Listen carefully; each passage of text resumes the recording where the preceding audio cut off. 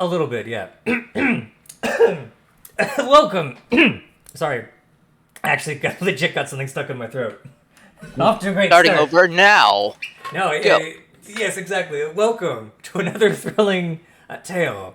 The adventures of the Kobolds. But that will be put on pause for a moment, as Dungeon Master requires a refreshment to cleanse his throat. In the meantime, it is I, Professor Scant, will take over for the Dungeon Master for now. Yes, thrilling tale of the Kobolds.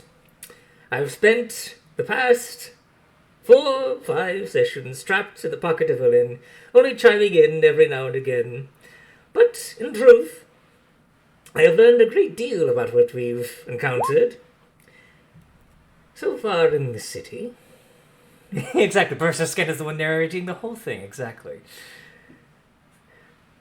So far, it seems the Kobolds have come across the Tower of Conjuration in the long-lost city of Yithrin, and they've come across what appears to be 4 arcane living spells that seem to be mimicking the spell Arcane Hand.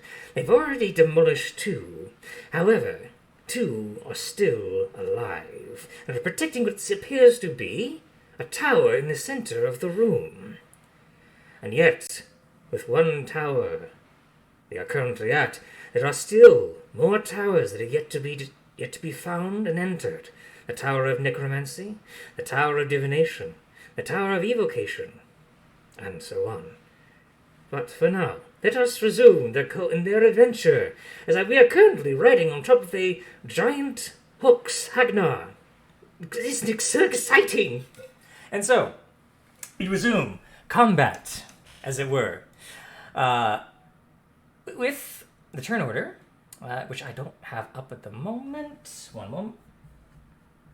I believe we left off at the top of the round, which for some reason Roll20 decided not to save. Huh. Well, We can either re-roll or go back to the end of the last video and look at what it was on the other one. That'll take a bit. That'll take too long. So let's re-roll. So let's re-roll, shall we? The magic of D&D. You can just re-roll. Indeed. Hold on. I need to. Speaking of re-rolling, I need to move. Oh wait. My mouse. I think I hold see on, the which one's turn yours? order. It came back up. It did. Oh wait. Came back up when you rolled initiative. It Right. did. Just replaced yours. That's okay. I don't particularly need to go Oh, first. did it refresh itself? Yeah. Oh, okay. Now, for some reason, it just decided to refresh itself. It decided to refresh itself, but it took my new initiative, so I'm okay with that. All right. Or If we get if the you are, team. Oh, I had 16.16. Look at that. I just Hey. changed that. there it is. All right. Oh, sorry, I had to shift my mouse over because I'm gotta go back to this particular laptop There we go. because I don't have to roll anymore. That means we can just start off right at the top of the initiative order, which was Mipomolo. You're looking a bit iffy there, Skanak. Let me help you. Oh. I'm going to cast.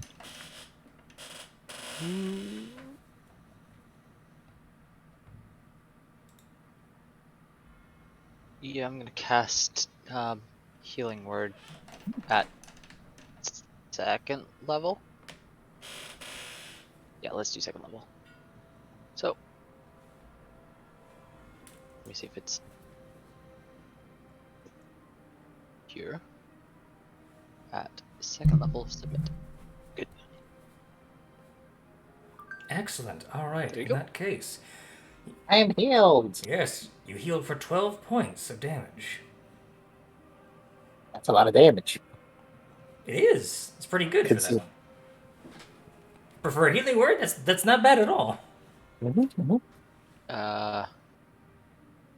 then I'm going to move over to here to get out of range of any attacks that would go straight.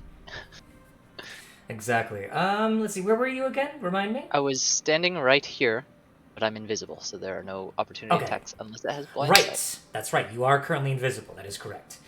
And So even if it does see me through blind sight or something, I also have sanctuary. that is true. Thankfully, though, it seems that the invisibility does strangely help you, despite the fact that they have no eyes. It's odd. It's rather odd. So you do not Alright take with any me. attacks of opportunity. Is a bonus action, so I'm going to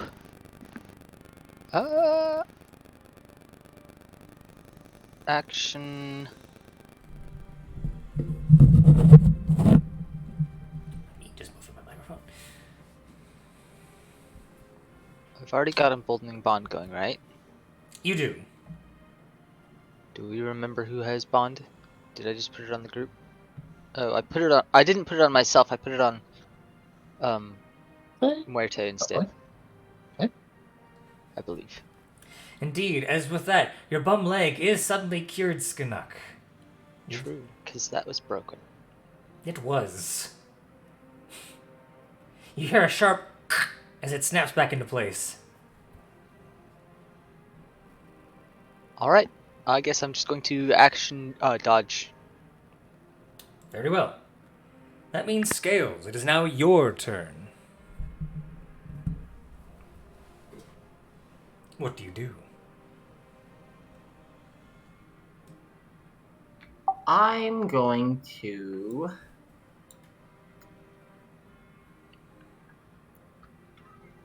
Ugh. Is there one that's looking like it's fading a little bit more than the other? That would definitely be this one on the right, for sure. This one on the left seems pretty sturdy. Its manifestation of its physical kind of magic arcane form is pretty strong. This one is seemingly fading in and out of existence. Okay. Let's go ahead and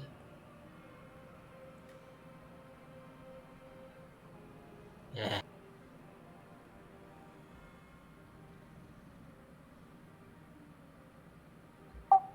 Do the tactical thing and disengage. Okay.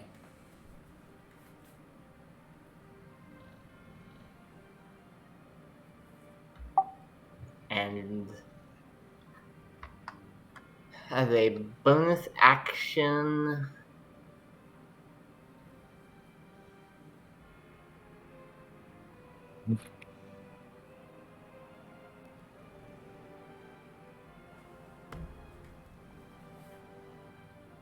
Aha. I will unsettling words this one. Very well. Make your roll for unsettling words.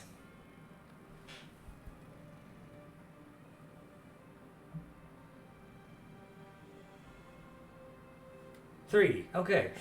You watch its fingers kind of curl inward and outward, almost like it's scrunching an invisible stress ball. You seem to have unnerved it slightly.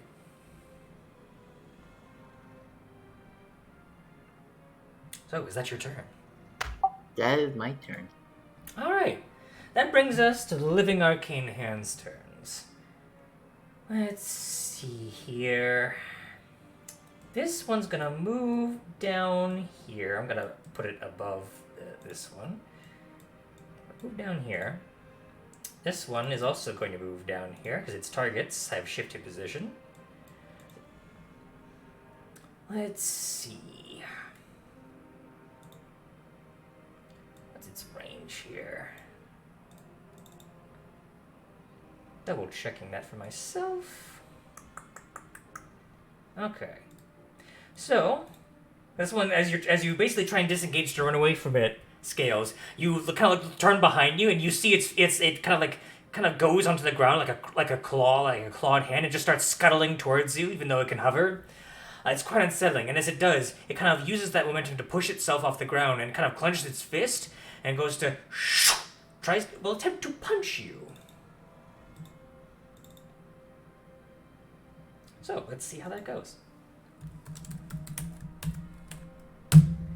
That's a 16. That is a hit. Okay, you are going to take 19 points of blood. 19 points of force damage as the magical energy of the arcane hand just punches right into you, and you can feel, as opposed to like a fist coming into contact with you, it's almost like you're being struck by a bolt of pure magic, and as it's slamming into you with the full force of a semi truck that's trying to brake. But that is that. Yeah, it didn't feel very good. So now it's going to try and attack you, Meepo, but it has to make a wisdom save. And let's just say it ain't very wise. An 18, a natural 18 with no bonuses. My DC, I believe, is around there. It is 17, so it made the save. That is very unfortunate. It still has disadvantage. That is. What is that from again? Oh, that's invisibility. Yes. I'm both invisible and dodging. That is correct. Which one has unsettling words again? So I mean, oh yes, that's correct. And that. So that would be. So I'm not too worried. Also, I'm at full health. Thank you for reminding me. I swear, like I said earlier before we started the stream, memory of a goldfish. Just Same. explain. All right. The reason I went in here was because I was pretty sure that with the defensive capabilities Meepo has, I would be safe inside here, even with the 4 of them. But it's terrible too, because like it literally just happened. Yet my memory, bam, gone. That's fine though, Same because with me. with that, it does not attack you, Meepo. Instead, it will roll between. Actually, no, it's gonna go for Marte. No. Actually, It doesn't have disadvantage on the. no. Wisdom No. It's the unsettling words that Scales used on it. That's what brought the. It didn't get disadvantage. It brought the save for the wisdom save that it did right. down to Didn't a even 15. make the save. Yep. You're right. I forgot about that. Man, I was applying it to the attack. Man, that Right. that your bard subclass is just mwah. Like, oh my gosh. Yeah, it's good stuff. Good stuff. Anyway, Murte gets smacked. For 27 points of force damage.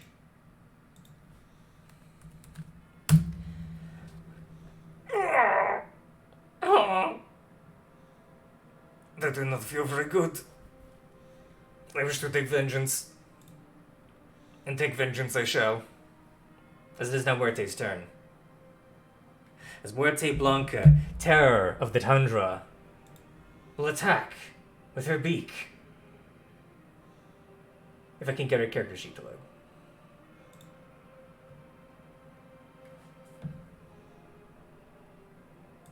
There we go. Perfect. She's going to attack. Yes, 2 times. With her beak.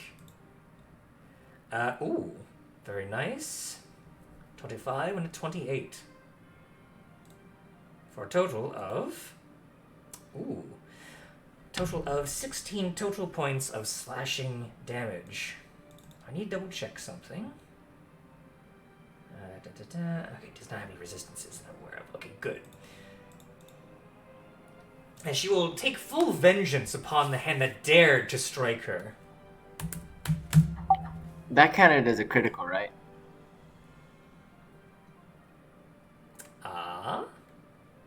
Because she is enhanced critical. That is true, it would. So that is instead, in addition to that, 3 extra points of damage with that.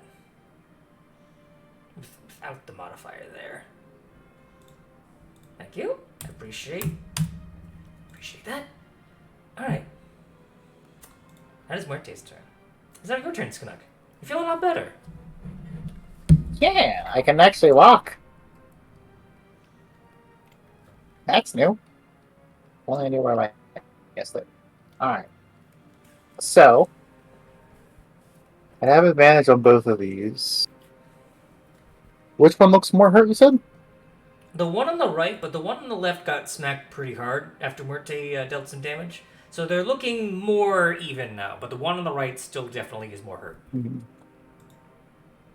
Well, that one's closer to me. It is. It's definitely, this one's definitely closer to you. So, it's on the cannonball day. I probably should have pushed. Yeah, I'm going to try to go ahead and hit that one with a firebolt. Alright, so I have advantage. One immediately above me. Zap! Aha! That is quite a firebolt. Certainly is. Dealing 20 fire damage. Actually, no, 21 fire damage. Owie! Yeah, that'll do it, alright. That's, you watch as the arcane firearm will shoot outward towards the arcane hand. It will impact the center of the palm, and it'll just, that arcane fire will just tend to burn, and it interacts with the arcane force by just scattering into rays of arcane force. Just kind of like scatter almost like dust particles throughout the tower. And with that, Like petals in the wind. yes, I suppose you could say it. I like that. That is true. Hands off, jackass. I see what you did there. Listen. I cannot be stopped. Indeed. Well, is that your turn, Sunak, or do you have something else that you would like to do?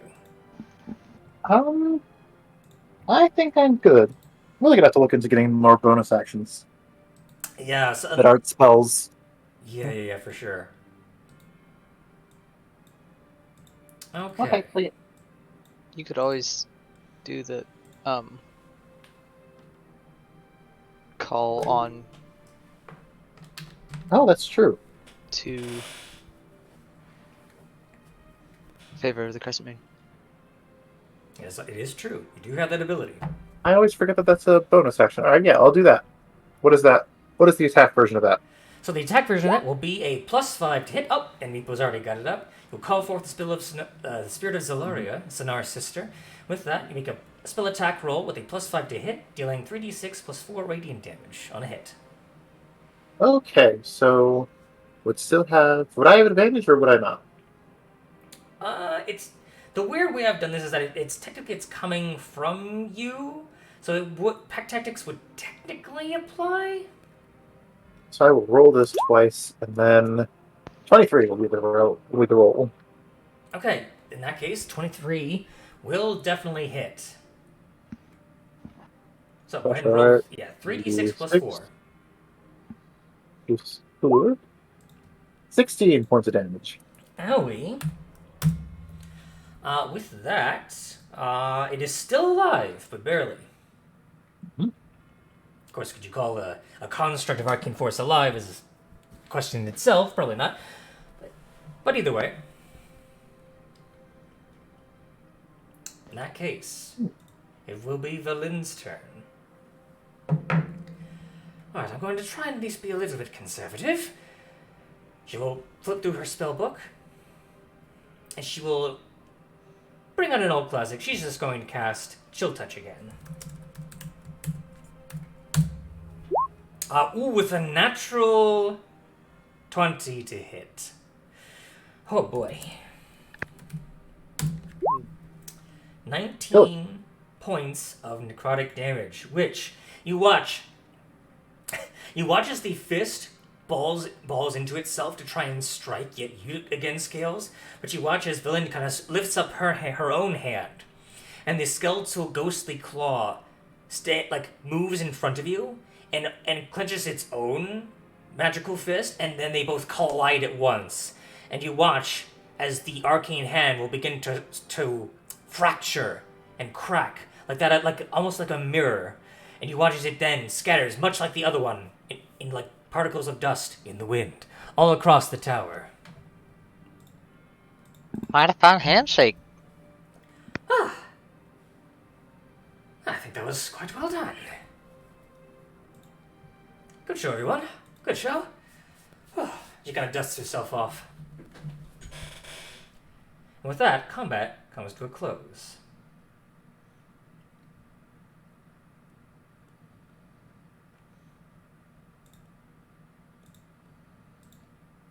me go ahead and move these out of the way. And the turn order is gone. So, with that done, the tower is now clear, save for the animate brooms that are now furiously swiping away the arcane dust particles that are now kind of littering the tower. They're just kind of just go, just sweeping the dust away. Kind of in your direction. You kind of have to, if anyone is going to walk into the tower, you kind of have to avoid them as they kind of start dusting the magical particles out the window in your direction. Just gonna like quietly scoop them into a bag as they go. Yeah, which you do. Not very many. And as soon as you kind of like scoop them up, they're slowly, very slowly disintegrating.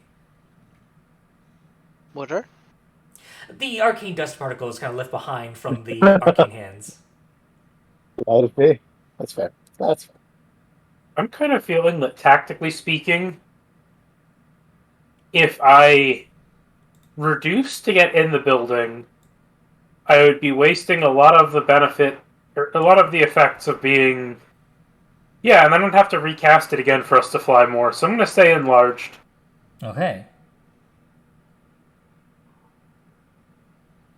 Enlarged. You can at least reach your arm in, probably, Yes. if you need to. You can. It is a bit tight, but you can reach your arm and kind of like move it around pretty freely. I'm going to at least take a gander at the thing in the middle. Yeah, Muerte will kind of squeeze herself in as well. Into a old tower. At the very least, I got some fighting. I do not like this place. I don't think any of us really like it.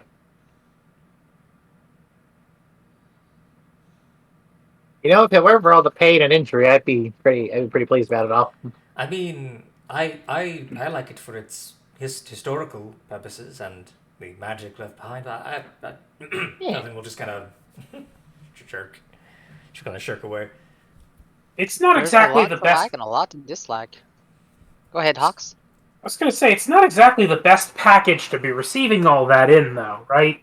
Like, don't you think it would be better to get this stuff at an academy, or like a, you know, not a colossal death trap full of animated hands and, you know... I mean, yes, that is a very valid point. And yet, few things in life are as safe as we'd like them to be. Don't you agree? Sometimes you learn through the harsh way. Oh, I agree. I'm just saying that, like, given the choice... Oh, I'm sure we'd all like that. But That's my whole goal. Give you guys the choice so that you can have that safe way of doing things. If it were in an academy, I wouldn't be able to loot it to the bedrock, so I'm good, honestly. On balance. I never quite understand this fascination that you seem to have with just looting everything that isn't nailed down. I still can't quite wrap my head around it. Well, you know, nice to have stuff. It's true. I mean, I won't lie. I do tend to, when it comes to something of a magical nature, I also tend to get somewhat of that way. But I try to keep it in check. But I think feel quite part of it has to do with living in a position of poverty and, you know, being in the shadows all the time. Yeah. Is that a word? There might have to be some draconic nature involved in it too. You know, Yeah, I prefer to think of it as that. Let's see. But first of all, I'm more interested in what on earth is this tower. Professor, what do you think? And she will hold out the professor aloft, the bronze colored, kind of bronze metallic orb. She will kind of like lift it towards the tower in the center. And you will think he is inspecting it, although you have no really clue as to how he's doing so, because he has no eyes and is an orb. But he will respond after a short while. Ah, yes, I believe the tower is It is definitely a miniature of this tower, for sure. The conjuration magic within, most likely, seems to be a means of teleportation, I think, but to a specific point. Not to the material though, from what I'm looking at. And not to something extra planar. Perhaps extra dimensional. Such as, you know, something like your bag of holding, Skanuk? Something between planes, between dimensions. Perhaps Oh. a demiplane. Oh. Is there any indication of a way back? Well, for a demiplane, usually there is one way out, one way in. Usually. Sometimes there aren't concise rules, but that's the most common one. So if you use the tower to get through, usually there should be a way back.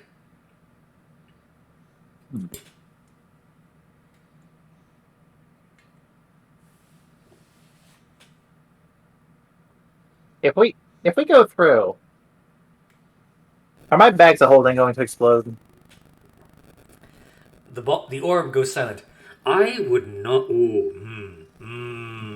I would not risk that. I would. If you have any sort of extra dimensional gear upon you, I would remove that post haste and put that in a secure location. You want I should hold on to it for you and you can try going in? Well, if you don't mind, that'd probably be a good option. Alright, I'll take it.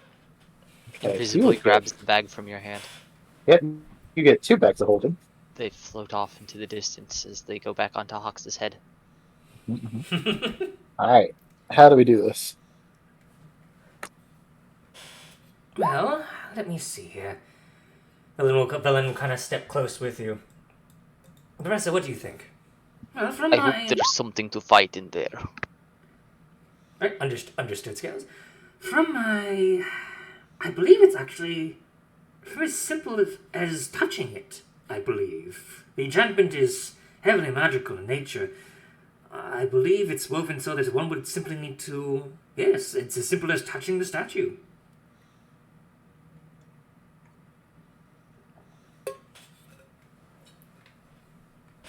Scales, do you wish to head on by yourself, or would you like someone to come with you?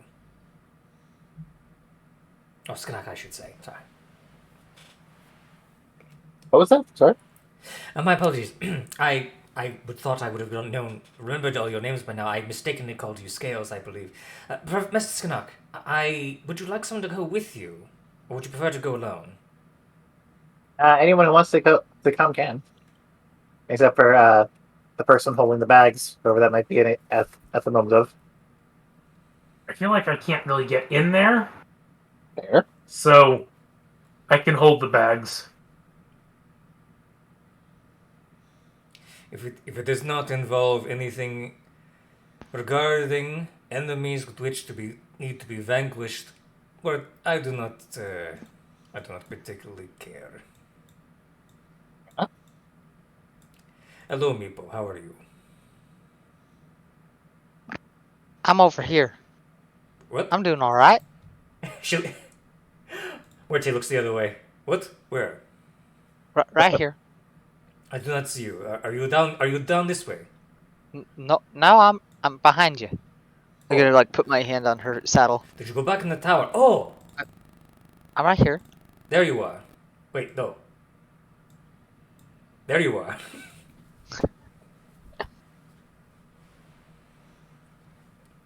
Invisibility lasts what, a minute? 10 minutes? I think doesn't invisibility, like plain invisibility, last an hour as long as you're concentrating? Oh, maybe. Yeah, it's an hour. Yeah, it lasts an hour. Yeah. That's some potent bullshit. It's pretty good. Pretty good value for a second level spell. Okay. Even if it's concentration. So, Marte will kind of like look in your general direction. I admit it was difficult to do it, but I had missed all of you on my journey back. Oh, Oh. We missed you too. Yeah. We kept looking behind us, hoping you'd catch up sooner. I was running as fast as my legs would carry me without tiring me out with the fight to come. Which at least I got one fight in. Was there nothing in there? Oh, there was. We didn't leave anything behind? Oh, there was those... Do you know how hard it was to resist fighting those... What were they called again? Remarhases? They looked like the perfect enemy to fight, and yet you told me to be as stealthy as I could, and so I was. But it was very difficult. We'll work on it on the way out. Indeed. There was something else that I saw as I was coming in. I think I went down a particular way. There were some bodies of creatures that looked like kobolds, but they were changed in some way. I went down a separate kind of hallway, and there was something trapped. There was something trapped in the ice.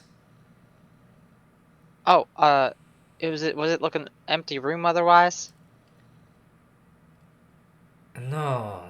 Well, there were some rooms that were like that, yes, but I think I saw something that was the source of it. Oh? Do not tell the others, but I almost fell victim to releasing it. I felt this unnatural urge to use my beak to claw my way through the icy wall to whatever this tentacled creature was behind, but I resisted.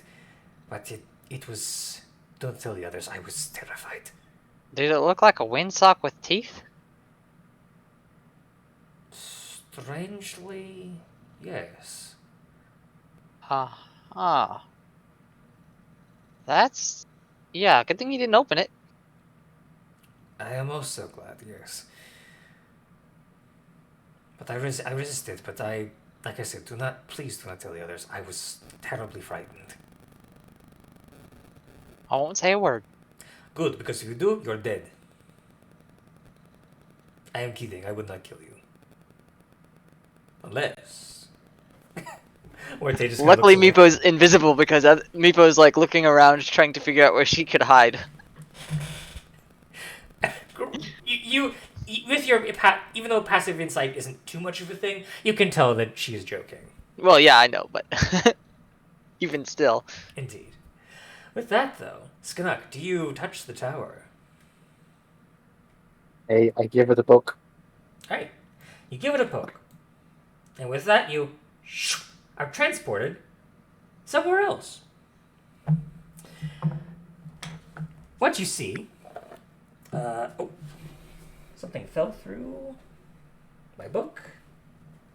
It was a random dice. My apologies. Or a distraction. I can go ahead and remove that boot icon off of you because you no longer have that condition. If I can find where the boot is, there it is. But you will see something that gives you great cause for alarm. Enemies. It's just like, oh. Specifically, 3 things that give you cause for alarm.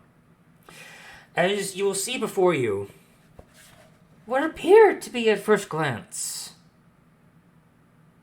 wizenly crones. But it becomes quickly very apparent to you that these are no strange old women. These are women-like creatures with warty and wrinkly, blue-gray ashy skin, terrifying curled horns above their foreheads. Their fingernails reach long and clawed like an eagle's talon. And currently, one of them like appears to be a bit ganglier than the others. Appears to be broiling and bubbling around a bubbling cauldron, and it's currently like using like a very long iron stick to kind of like stir it. And the other two, who are a bit more portly in appearance, are currently mulling in the corner, You can see one of them is currently looks to be poking at something in an iron cage. It appears to be a goat. And it kind of like looks in your direction and goes, yeah. And the kind of like the wizenly old crone will just kind of like reach a long clawed hand and kind of poke it with its nail. Shut up, you! Sisters. As the one bubbling the cauldron will kind of look towards your direction. I believe we have a guest. Pinch. Pillage. Let's go say hello for me. Of course, Plunder. Hello, little one. Are you lost? No. Good. Perhaps you'd like to come over for dinner.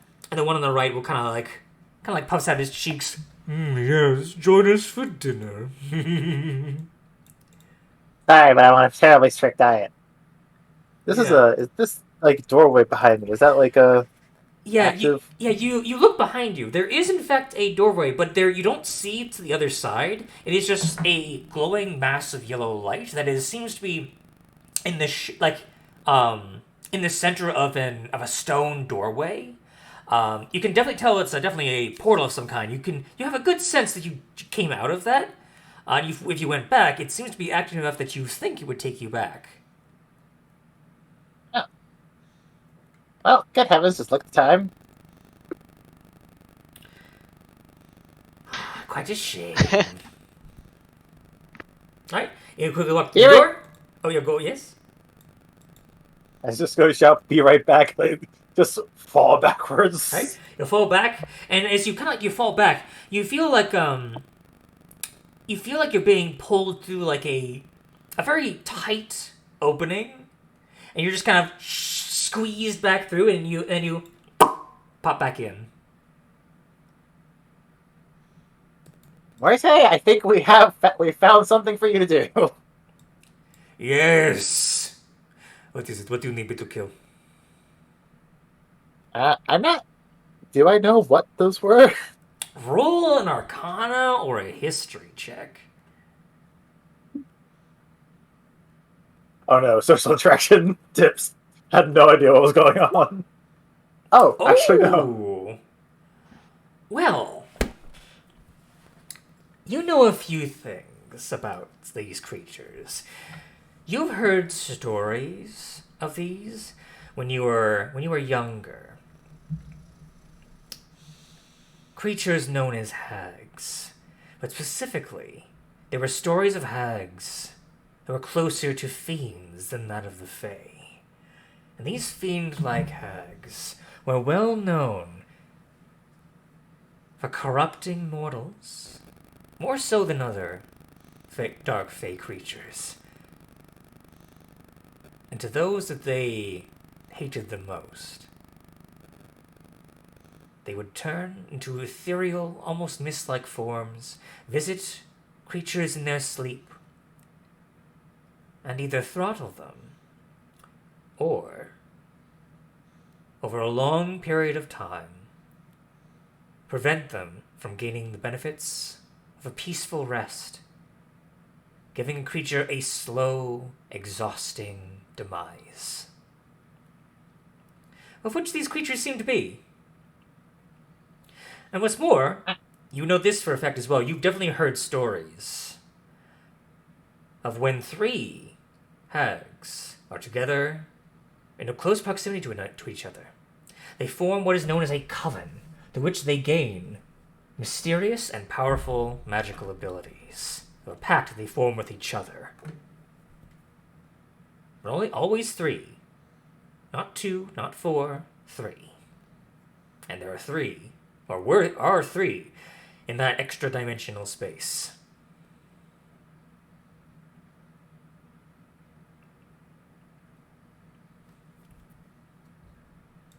So there might be some hags in there. What is a hag? They said, can you eat it? Well, a hag is sort of a fairy, but these ones are also kind of devilish. They look like old women with horrible mutations, and well, I don't know about the exact consequences of eating one. Ah, so we are killing the elderly sus- again. Excellent. She will go towards the tower. And she will peck it.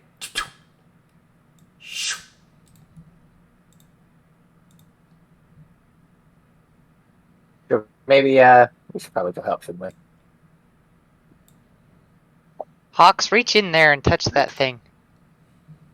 Oh god. Able to reach that far in. Let me see. 15 feet. If you, I would say probably not as an attack, but maybe as like a interacting with the object. Yeah, if you're interacting with an object, I'd say if you like stretched out to like the maximum amount you could, is you're basically kind of squeezing. You can't make it to the doorway, obviously, but as you try and like push your way through with your arm, I would say you would have enough, just have enough to push on the tower. Okay, then I shall do so. All right. All right. We're just gonna send a giant in. So here's what happens here. Hox. Hang on. I have to move some stuff.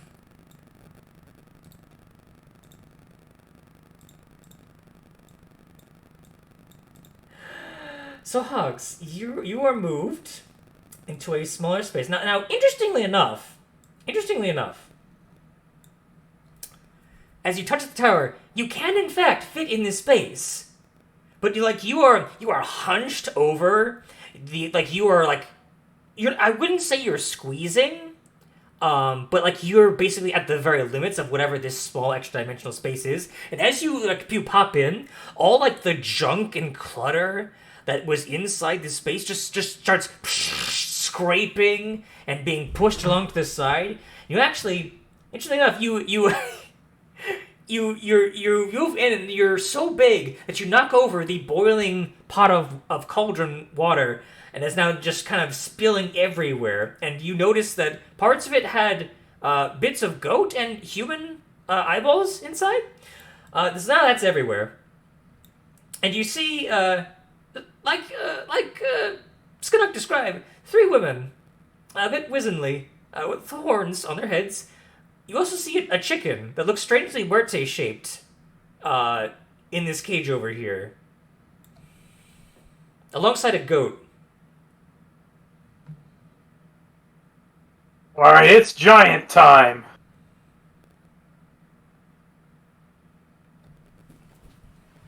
All right. There is something I should say. Yeah, there's probably going to be an issue of space and sight for those creatures that are behind Hox, so this will be interesting. Let's roll initiative, everyone. Would like to say for the record that this is mostly my fault. Well, it's mostly Muerte's fault for instigating. She wanted. I knew what I was doing. Yeah, he was her. There were only a couple outcomes to that. Okay. So now I get to roll for them.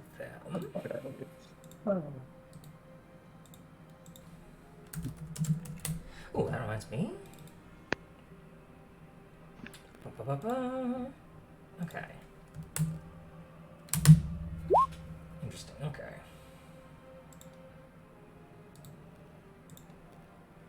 Oh, for some reason I rolled theirs twice. That's weird.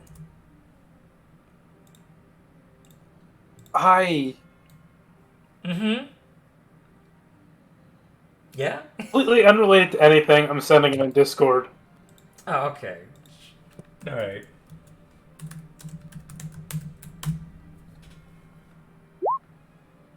Oh, look at that.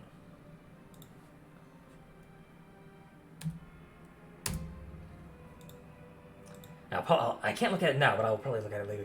Right now, though, Scales, it is your turn. You watch as Muerte disappeared in. Hox reached in, touched the tower, vanished along right with her.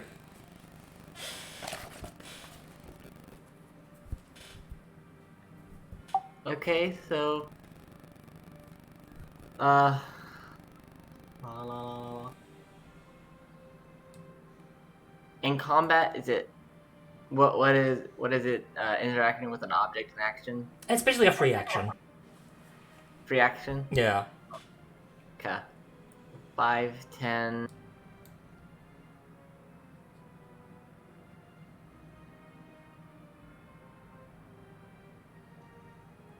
And then free action to go through the gateway. Mm-hmm. Good too. And I see these things.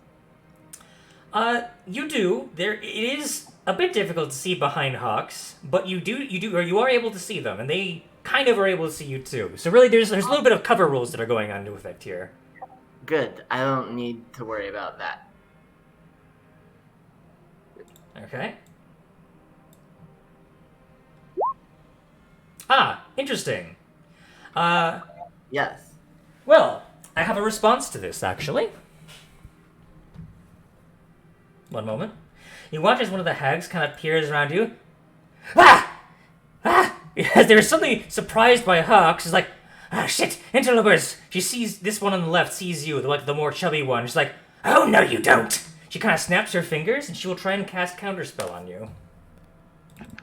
Does she have to see it being cast? She does. She can technically see him. Okay.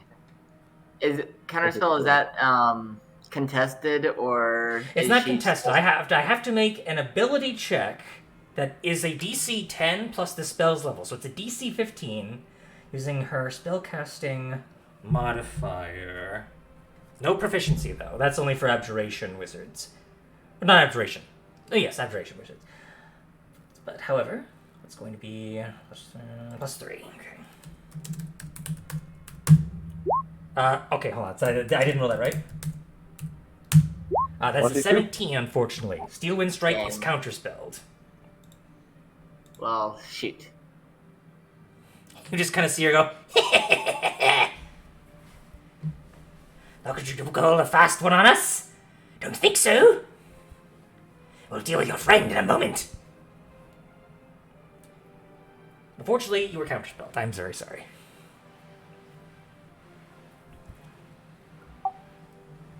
In response to that, Yes.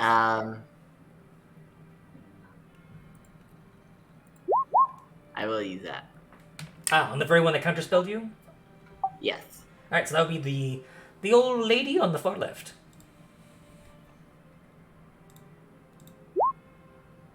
Oh, shows you get it. So let's see, that is in the next, it's specifically in the next saving throw. Okay, I have to remember that. I have to remember it. Okay. Very well. You wish to move any more, or are you good where you are? I am perfectly fine where I am. Excellent. Okay.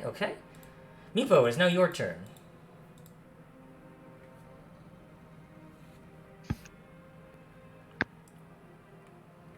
I have just come to the realization that invisibility ends when I cast a spell, so it would have ended when I used Healing word? Healing Word. Ah, okay. Fair enough. I'm not invisible, but I am still Sanctuaried. sanctuary. Correct. I'm gonna step in, Alright. and I'm going to cast Dispel Magic on Muerte. Okay. Alright. You cast Dispel Magic on Muerte, and she increases in size, but then hits the edge of the cage.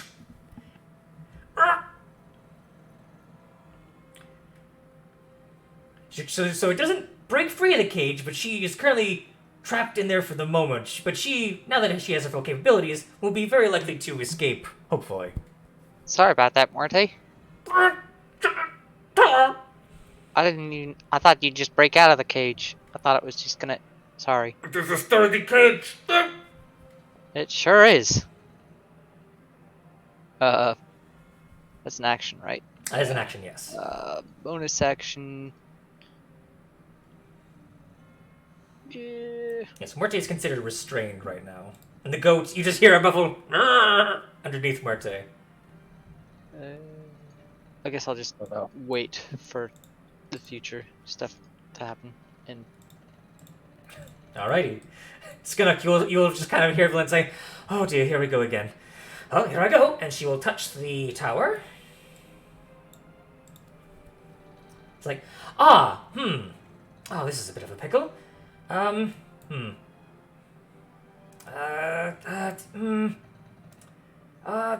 You. And she will just kind of point towards this one over here. Okay. Just barely hitting the hag. Will deal. With her necrotic chilling touch. 11. Ooh. Let me double check. Okay, they're not resistant. They're not resistant to necrotic, so she will take the full damage. It's like, you bitch! Takes one to no one, and Villain will just kind of scurry back in the very corner of the room, kind of like climbing up a pile of refuse. It's like, it's disgusting. That's her turn. It's not the hag's turns. Yeah, I think I am gonna do that. We're gonna have, it's gonna be a no fun time. I'm going to need 1, 2, 3, 4. I'm going to need Hox, Scales, and Meepo to make wisdom saving throws for me, and I need to make one for Valin as well. is this a save against charm or something? It is not a save against charm. It's specifically a save to avoid being paralyzed, as this is a whole person spell. I am going to use my Indomitable on that. Okay.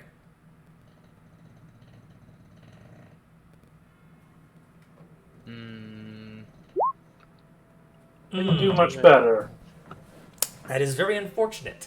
Hox and Scales, you are both paralyzed. Hox has what do you call it? How does he have? Emboldening Bond. So D4? Yeah. Brings it to 10. Probably not. A 10, unfortunately, is not enough. I am very sorry. Fortunately, you are both paralyzed. I'll use this. That was the one on the left. The one in the middle. Yeah. These are very evil creatures, and they are very good at what they do. Because you were both paralyzed, you will automatically fail any dexterity saving throws. Which will mean you will fail as a lightning bolt is cast on both of you in your direction.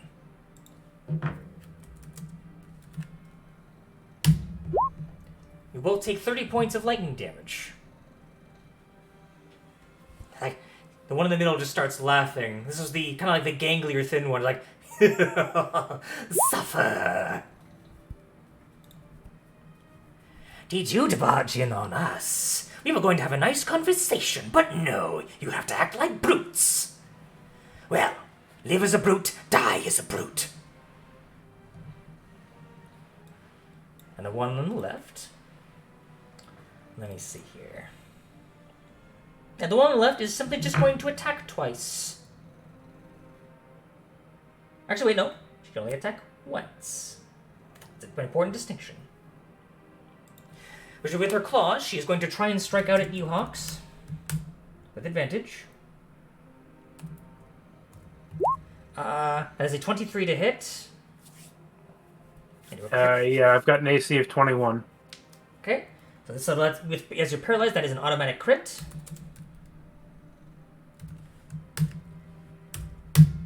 Why do I do this to myself? who will take 26 points of slashing damage. And that is the hag's turns. Now, I believe Hold Person gives his repeating save, thankfully. So let me just double check that.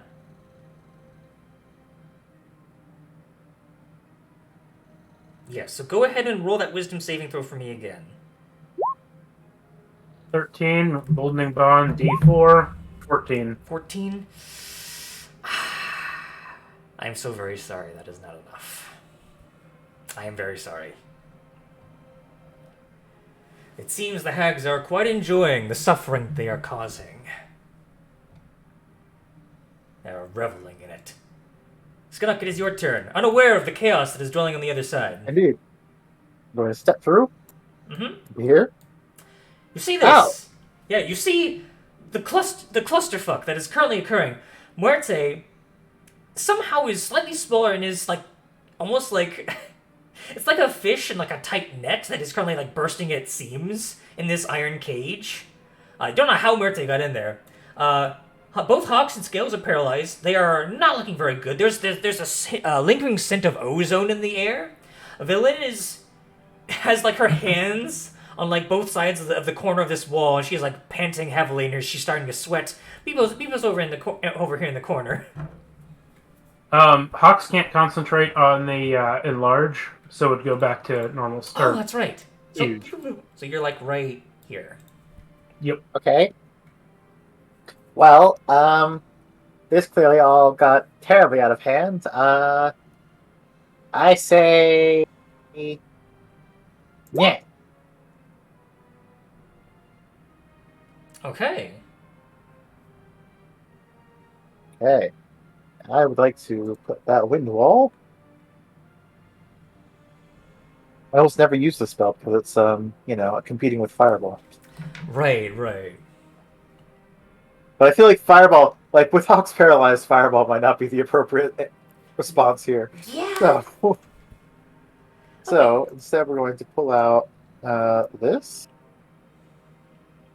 Doesn't really matter of the length, but there we go. So they each need to make a strength saving throw. Okay. All right, let me move this to the back here so I can select their tokens. Okay, so strength saving throw. Okay. Actually have decent strength.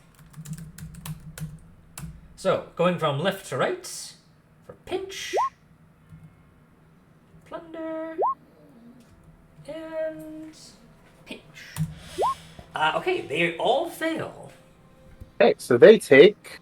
actually, no, they don't take. So 3d8, and then we're going to add another d8 from the Arcane Firearm.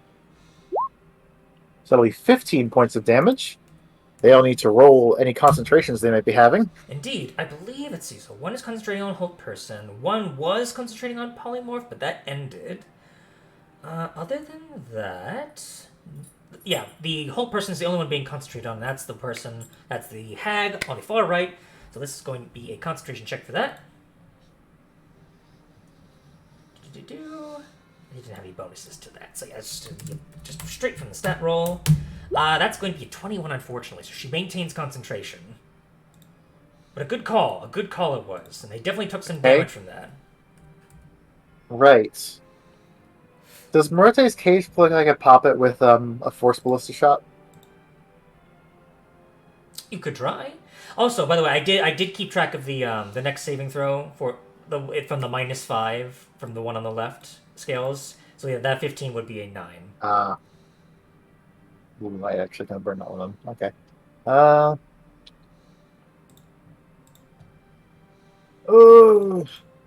I'm going to gamble on taking another shot at the one on the far right instead. Okay. Of unleashing Muerte. Because, it's just... Yeah. No, I actually do need to add more to the initiative order now. I was going to say, is Muerte even on initiative? She wasn't, because, she was a chicken-sized Muerte, but now she is. That'll be 30 to hit. Oh, yes. That'll certainly hit all right. Dealing 18 force damage. Owie! And that'll push her, 5 feet back? 5 feet. Alright, so that's another con save to maintain concentration. She's rolling hot. She still maintains concentration on the whole person. Damn, okay. But it's a really good try, and you are damaging her. She looks pretty hurt from that. Okay, and then I'm going to, guess I'm going to stand here.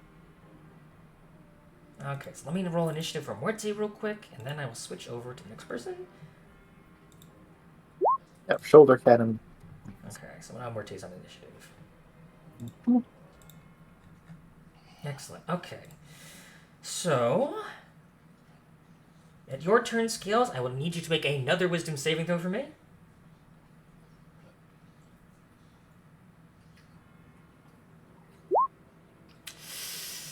Did Scales have emboldening bond as well? Yeah. Okay, so roll the d4. 14. You're so close. You know what? Fuck it.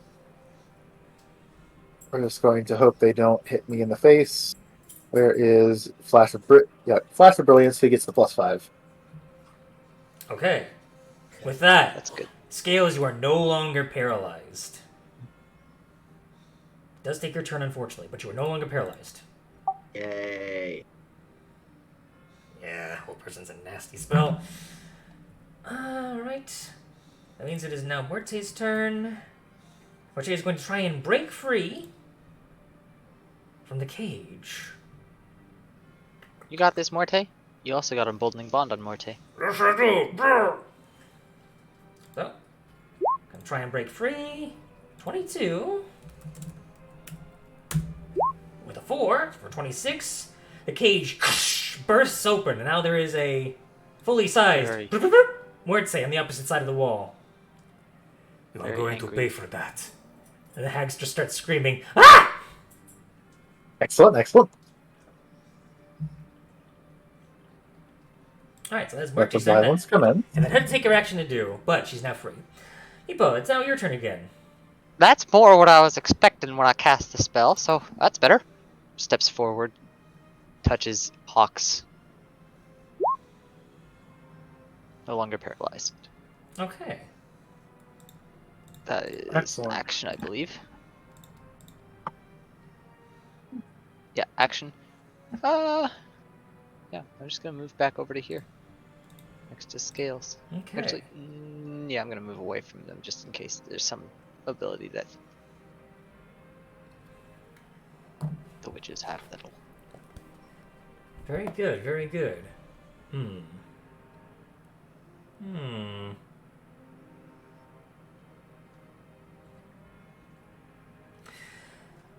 It's now their turn.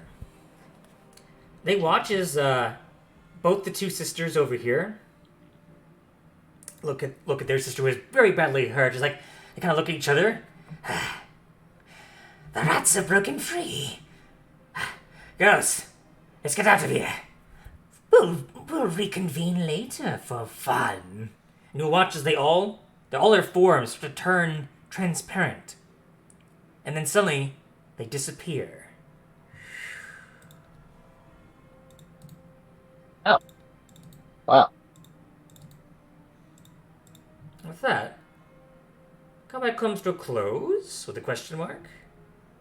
Oh, remind me, does Windwall proc on the start of their turn as well? Remind me.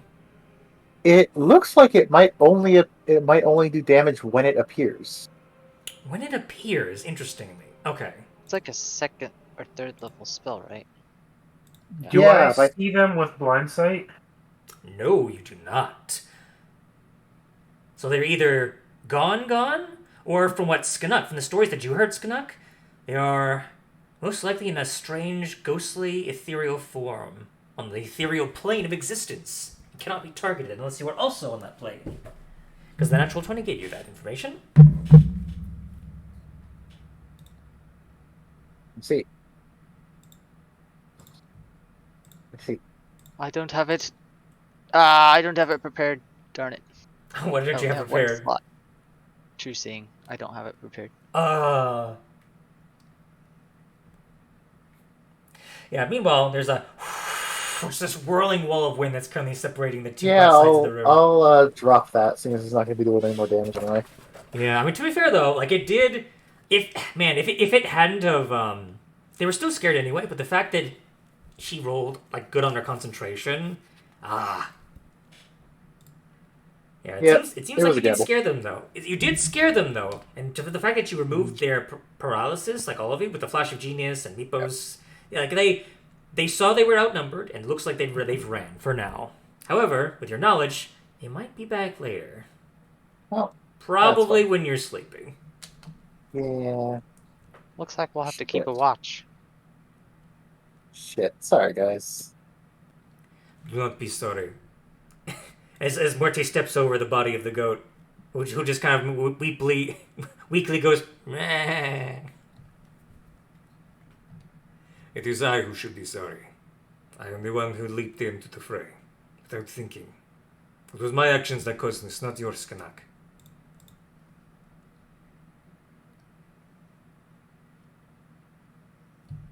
That said, it was still pretty fun. I apologize for nothing. I see. I mean, I do apologize a little bit, but not all the way. Fair enough. Fair enough. Yeah, Velen will kind of slide down the junk pile. It's like, well, that was certainly more than we bargained for. But since they've run away, that means now we can explore to our heart's content. I believe we can participate in, what was it you called it? Koboldiness? Have at it. Something like that. Excellent. And now the looting. Yes, the looting. So, I will say, there are... you will find some things quite rapidly, but if you want just fun things, roll for me an investigation check. Just for fun, flavorful things. 25. Oh, very nice, very nice.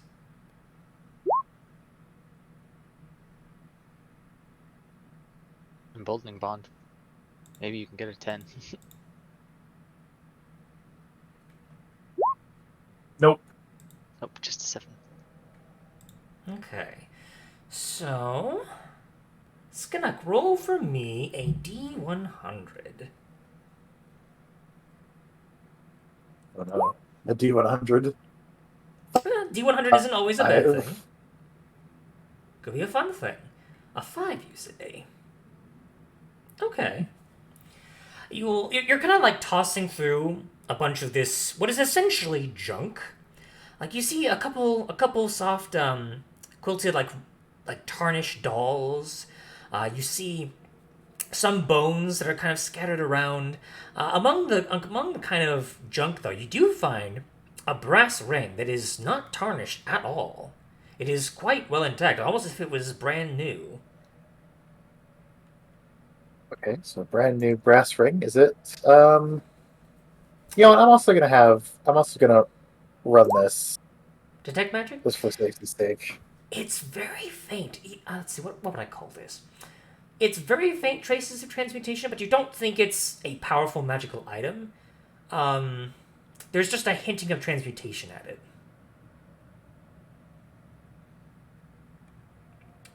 Looks to me like what might be a power of a trinket, perhaps. Okay. Well, I'm gonna put it in the bag. Yeah, call it an untarnished brass ring. Okay.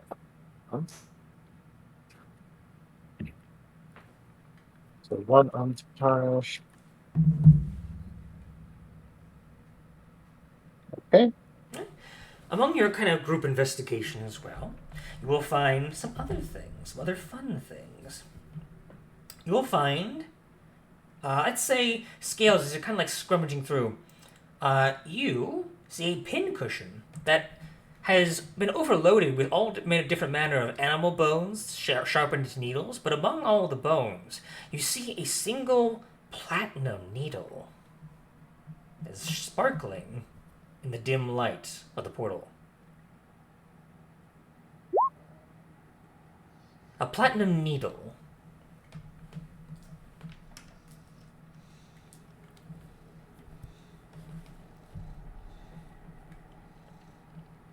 not worth a whole lot, but it is platinum. It would have been better if it were a platinum ring and a untarnished needle. Indeed. Because then I'd be halfway to having the components I need for one of the spells I've had since like 3rd level. I know. Well, we could always bend the needle around and turn it into a ring. It has to be worth a certain amount. Ah. How much does it have to be worth? 500? No, 50. 50 gold. Oh, I was about to say 500. I was like, 500 sounds too much. But like at 3rd level, it's 50 gold is a lot. Here, I'll just put the spell up so you can see it. Ah, wording bond. Yes. Which is much more useful now that I have health. I will say, even though I mean, I can go to town after we've done looting this before we fight Beatrice, and we can see what right. Let's see. You will also find a pink quartz figurine of a rabbit. Very immaculately done. Almost too lifelike in a way, but very artistic piece. Does Skinnock's magic site? Not for the statue, no. Okay. Most of the couple of things you'll see, the next thing you find as well is also non-magical. It appears to be a silver necklace from which hangs a crow's foot pendant, grasping a paradox, which does look quite expensive. Oh. That one gives me the willies.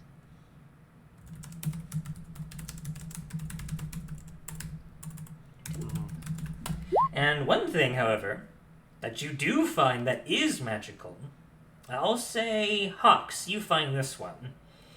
You're kind of like looking underneath the table, kind of like use your strength to kind of lift it up, and you'll see underneath there is a bottle with a clear liquid that is stoppered with a finger bone.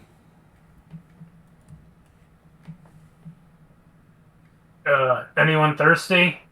I think I'll stick with the Dwergar booze, if you don't mind. Yeah. I'm not that thirsty, certainly. Yeah, it's radiating magic, Skinnock. Is it a potion? Looks to be about a vial that would be similar to a potion, yes. Does anyone wish to taste it? I'll give it a shot. Alright, you give it a little shot. It tastes familiar, in a way. You're like, wait, no, like, how could this have a taste? But, like, it's a potion of invisibility. It's almost like the taste gives you the memory of turning invisible itself. So that's what kind of, like, brings you to that kind of, like, familiarity. So there is a potion of invisibility. Is it useful? Giant invisible flying hawks. Yep. There's also another potion. You don't recognize it at first, but you recognize, Canuck, that there is a gourd. Looks to be hollow from the fact that there is a stopper on the top. You turn to look at the gourd from a different angle. It has a resemblance to a child's face locked in an eternal scream. Oh. Yeah, fun things. It's radiating transmutation magic, though. I'll give it a taste, I guess. Seems like. Alright. Let me double check the specifics of this one. How are skills yes. hawks looking in terms of health? What'd you say? I'm sorry. I'm asking skills and hawks how they're looking in terms of health. Ah, gotcha. I have 4 HP. Yes. Here comes the heal. Here comes the heal. But yeah, you take a taste, Skunk, and you kind of like watch your scales look bright and fresh, almost as if they were just recently malted. This is a potion of longevity. You drink this potion, you'll be a bit younger. It's a bit random. It's unknown how much younger exactly. It's a bit of a toss to the dice. But you will be younger when you drink it. I don't have that many years to lose, honestly. I was gonna say, if we de-age Meepo enough past the point where she turned into a kobold, would we potentially de-age her to being a Kenku again? You don't. Oh, hang on. You don't think it would work that way. A fun theory, but you don't. You don't think it would happen. I would be like, I've never been this young as a kobold. Yeah, it would be a surreal experience in that regard. You would be an age you've never been before. Fun. Do I know like what the range is of de-aging? I'd say roll an Arcana check for the specifics. Might be more useful for something like a human. Looks over at Velen. Yeah. Okay. 17. 17. Okay. I'd say I'll just say this mechanically for mechanical purposes, even though you, as your user character, probably wouldn't know specifically. I mean, your character would know this, but like you would know it in a way that you would understand. You would de-age by 1d6 plus 6 years to a minimum of 13. Minimum. So it would do nothing. It would do nothing to me. Yeah, I don't think it would do anything to any of us kobolds. How old are you? Because I am 7 years old. Hox is 9. What? I don't know how Meepo is. Yeah, we're kobolds. We age quickly. Yeah, I'm like I'm 5. 14, but that's probably partially because of the Kenku. Yeah, I've just come to a sudden realization that I had no idea what you guys' ages were as characters. So it never matters unless this kind of thing comes up. It would only affect Meepo by 1 year then. Yeah. I guess like if it works at all, it'd probably just like delete me, wouldn't it? Right? Because even 7 years, I'd be like a newborn, and then if it was 8 years, I just cease to exist. Just be gone. Aw, Savage was 17. Savage was the dad of the group. Oh, That's that's so terrible. sad. We're all gonna turn to Flynn and just be like, "Here, you want some juice?" She actually genuinely considers this. Literally none of us can benefit from it. So. Well, I don't suppose I suppose I could afford. Well, yeah, sure, why not? I could use a few more years of study under my belt. You don't lose any memories, do you? Oh, I don't believe so. At least not to my knowledge of such things. I believe it's merely a physical transformation. It doesn't affect the mind. Oh, bottoms up. I hope this doesn't cost me in any horrible way. I've got you covered on that. Oh, thank you. She will take a swig. Okay. She will de-age by 11 years. How old was she? She was old enough to have gray hair. So I would say she de-ages enough where like she gains back a bit of her original hair color. Like to a part where the gray is now a lesser percentage, like a good like maybe only like a 15% of her original hair color, which is, as you can see now, is a kind of like a vibrant kind of reddish color. Huh, well. That feels quite good, actually. My joints don't hurt as much anymore. This is amazing. Is that what I looked like? My hands? I'm not as wrinkly? Does anyone have a mirror? I want to see my face. Well, let me check. I might.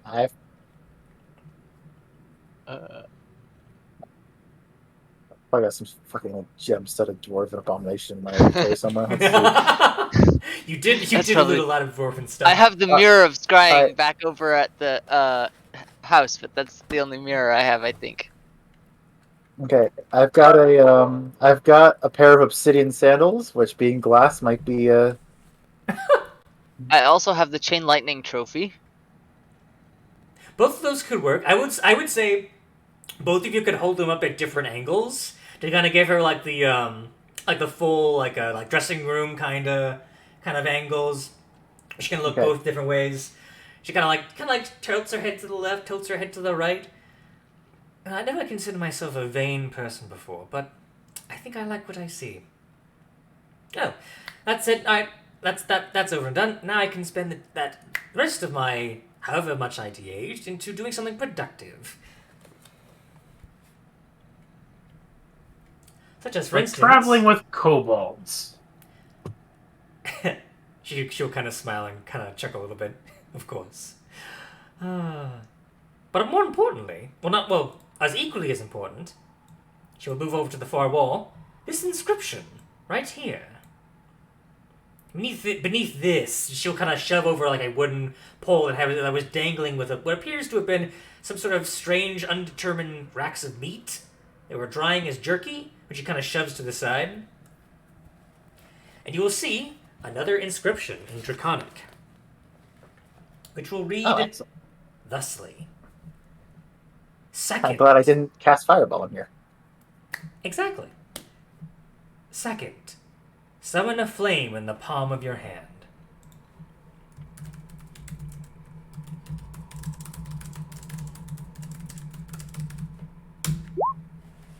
I see.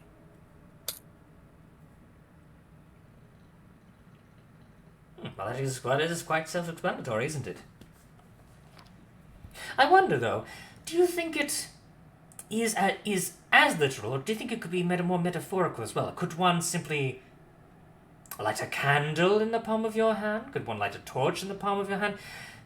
It seems vague enough. We could try experimenting. I feel like the implication here is that there might be a couple of spells that do literally that, but any that would be like a fire bolt might be a qualification. Perhaps. It seems vague enough that it might support such a thing. Which tower is this? This is the Tower of Conjuration.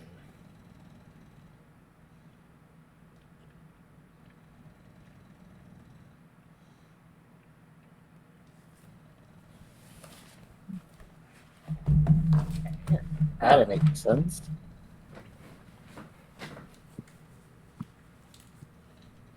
You really think that's more of an evocation spell, though? Perhaps. I don't think the... I think there's a cantrip that does something like that. I don't have it. Yes, I believe it's, Ah, yes. It's Produce Flame. It produce flame, yes. The inferior version of Firebolt that only that druids gets. Now, see. Here's the thing. I will stand produce flame, if only because it can count as a torch while also acting as a weapon. That is somewhat viable. I will admit, damage is obviously not as good as Firebolt, but it serves a dual purpose. You know what? You You know what have thing it is that and not bothers have me. Cast when you have it. True, but you know what? You know what bothers me a lot more than the damage. I think they might actually do the same damage. Now I think about it. You know what actually bothers me? 30-foot range on that attack. Yes. Versus 120. Look. I didn't say it was a perfect it's literally spell. just you toss it and then you have to cast it again. That is true. Look, I just think it's a flavorful spell. I didn't say it was the perfect spell. I know it's not. It's definitely nowhere near as good as Firebolt. I still like it, just for me personally. That said, though, it seems. Let me see.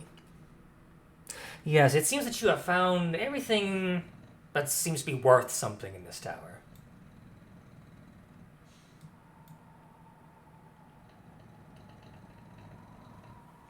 Well, away we go before we get haunted. Shit. Yes, I was just having like good uninterrupted dreams without any sort of spooky assholes interrupting them, and now we're back at this. How far do you think they could get in this, traveling in another space thing they're doing?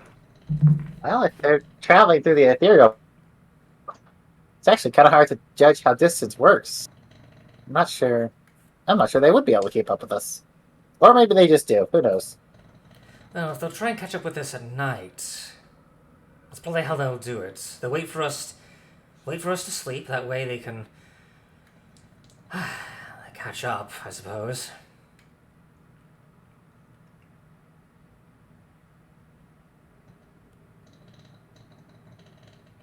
Oh, it's a shame.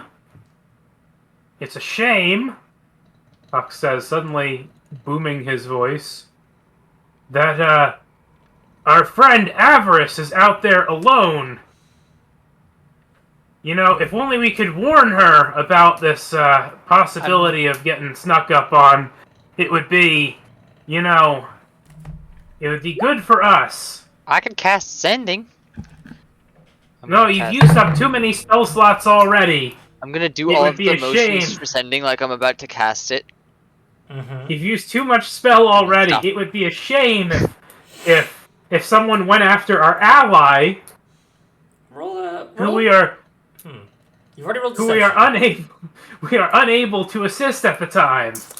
Yeah, I mean, really, she's not really that good at defending herself, is she? Shit. We might need to go and warn her. Should we go and do that? I'm on it. I'm gonna step out. Roll a performance check, Meepo, as you were doing that. Performance. I'm gonna boost Hox's deception. Okay. Never mind. Gonna boost people's form. Probably do it. Okay. Nothing seems to change in your immediate surroundings.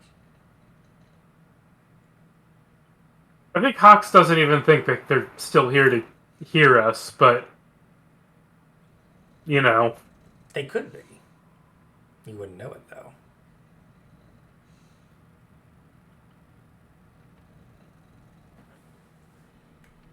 Well, anyways, off you go. I am going to take a moment to use my second wind and roll some health. Fair enough. What are you looking like? Do you need more healing? I'm at 34.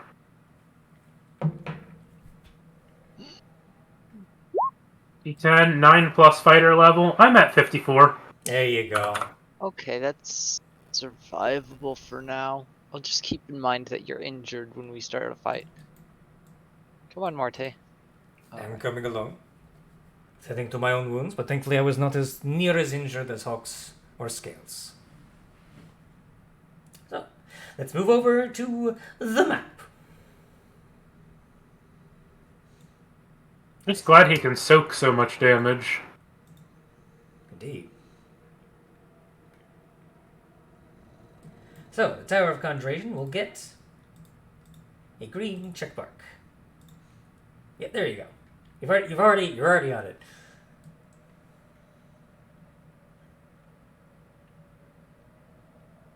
So that leaves the Towers of Illusion, Evocation, Necromancy, and Divination.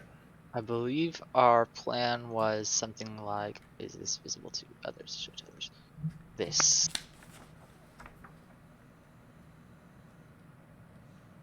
Kind of a loop around. I see. Right. Evocation is going to be the one that's scariest to me, personally, as Meepo, because of how close it is to that freaking obelisk. Mm-hmm. Fair enough. I'm just picturing the sound effect from the that one skit with the hole. Do you remember that? No? Okay. Skit from what group? Oh, I don't remember. Well, I don't remember off the top of my head, so maybe I've seen it, maybe I haven't. Was it the oop? No. Because that oop's got an hole in it.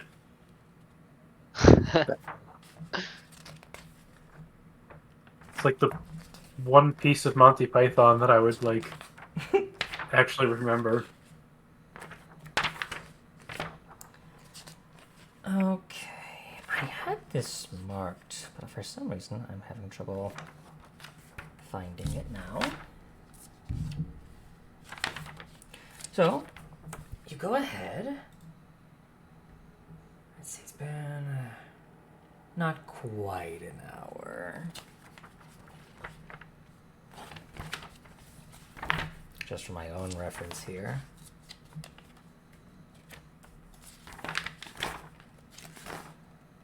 I will say, go ahead and roll perception checks as you're walking along. This point, Here it is. the emboldening bond's probably wearing off. It would be, yeah. So no emboldening bond for this 21. 21? Oh, man.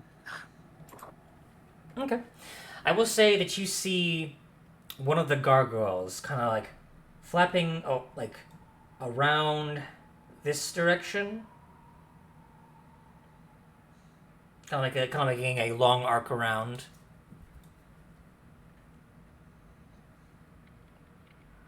But that's as much as you see.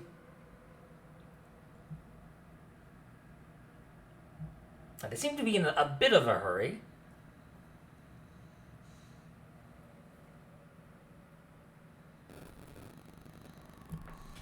Well, that's Avarice's problem. Indeed it is. Currently, you have some other things to contend with. As you head to the tower, assumedly the ruined tower of necromancy. Unless this is the Tower of Illusion. Haha! Any one of them could be the Tower of Illusion until further proven otherwise. So, there are several things, many things that you're noticing as you come across this ruined spectacle here. That was a good time for a fireball. For some reason, though, it didn't copy your tokens when I tried to move you all. So one moment. Ah. Or that. Oh, my. Oh, no. Just yeet the cleric. It's an undead power bomb. word yeet. Boom. Oh, my computer's freezing up. Oh no, laptop. Does anybody Hox- need a hand? Why would I say that? Where would Hox- that even come from? Hox uses power word yeet and yeets Meepo. There we go. If you straighten your tail out, he'll wield you like a club for destroying undead. I feel like Just sweep them over the pile, and as they sweeps, they just disappear. So you're not. So you're not. You're actually quite a distance away. So hold on, Scales. Hold on. I need to describe the scene. No, I know. I'm just saying, like, the 30-foot area that destroy undead affects. Oh, I see, Richard. You're testing it out. Gotcha. Well, to describe again, or to attempt to describe, you see the remains of a toppled tower lying scattered in the distance. Its fractured base protruding from the ground like a broken tooth is teeming, absolutely teeming, with crawling, severed, gray hands. About 200 of these are tirelessly but ineffectively trying to excavate the tower's ruins brick by brick by brick. They're not paying you any mind for the moment.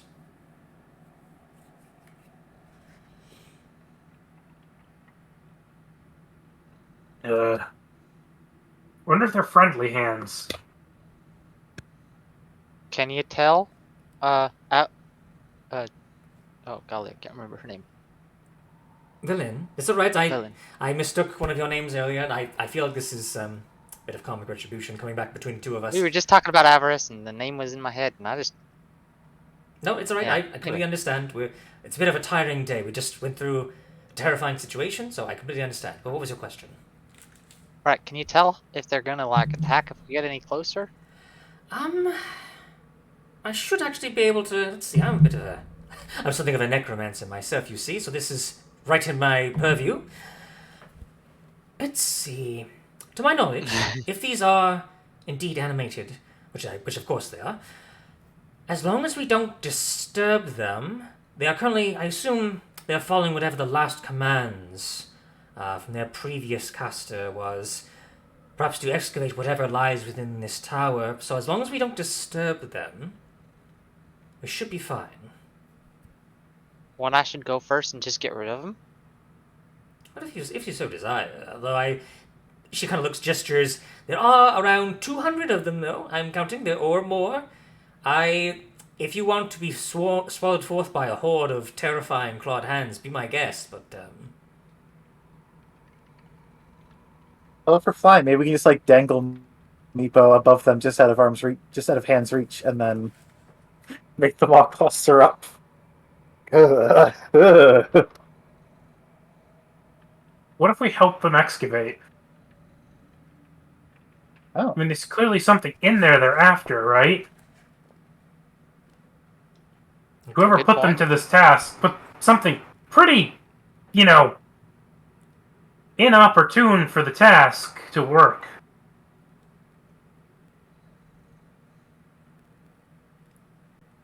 I guess. I mean, yeah. Fair enough.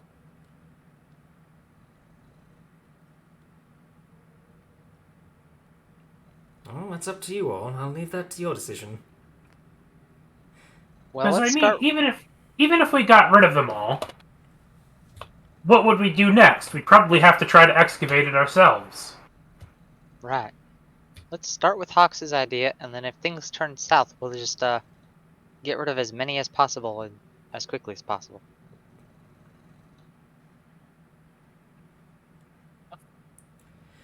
Who has the highest passive perception amongst all of you? Probably Meepo. Probably not me. Well, What's your passive per? Oh, maybe it is. I don't know. Where is it? It's right here. 16. 16. Okay.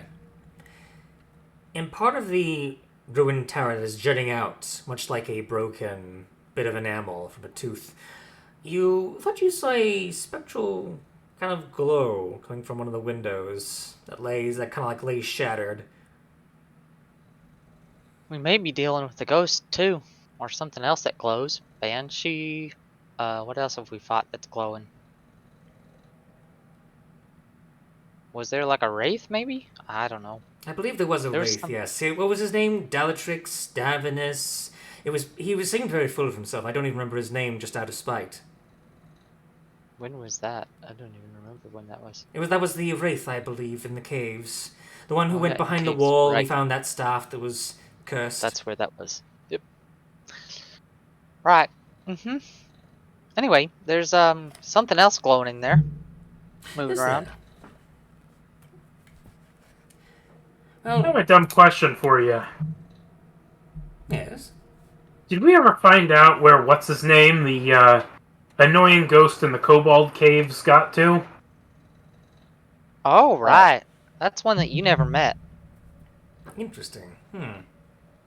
One of the kobolds we met was possessed by a ghost and leading the kobolds and doing all sorts of shenanigans, and we I scared him out of the kobold and he kind of ran away.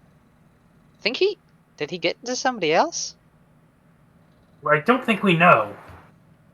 Maybe not. Well, that depends. Did you, sometimes when it comes to spirits, they sometimes leave behind a sort of memento or something that their spirit sort of clings to. Did you find anything like that? Did you have it in your possession? Did you toss it away? There was a journal. A journal that could certainly be something that spirit could connect There was also to. some rocks that he was kind of obsessed with. Some Right? rocks. Was that him? You remember? I would No. say you remember him also having like a bag of like fungi and like other plant samples as well. He did. Right. There was something a satchel that came along with it. Right. I believe Savage had that stuff. Either that or Skanak. Well, Excuse me. if it is him, I kind of think maybe we should just beat the snot out of him. But anyways, let's check out this mass of hands here. start moving things. So Hox will start moving closer, and as he comes closer, he'll be like, "Hey! Oh, I can't help it. It's coming up. I don't know why. Does anybody here need a hand?" Why would I say something like that? I don't know, but clearly there's still some lingering effects of that curse. I kind of liked it. It was fun. Gonna Well, if I've move got a forward and talent start for it, I moving might right as well lean in. You do notice, Hawks, that the hands kind of like pause for a second at the sound of you speaking, but then they resume their work. Okay, well, Hox will start going in and like tippy-toeing through the hands if he can. Okay. There's a pretty big mass of them, but they kind of like move kind of like around you, kind of like parting like roaches as you're kind of like wading through. So it seems like they're actively avoiding you as you are avoiding them.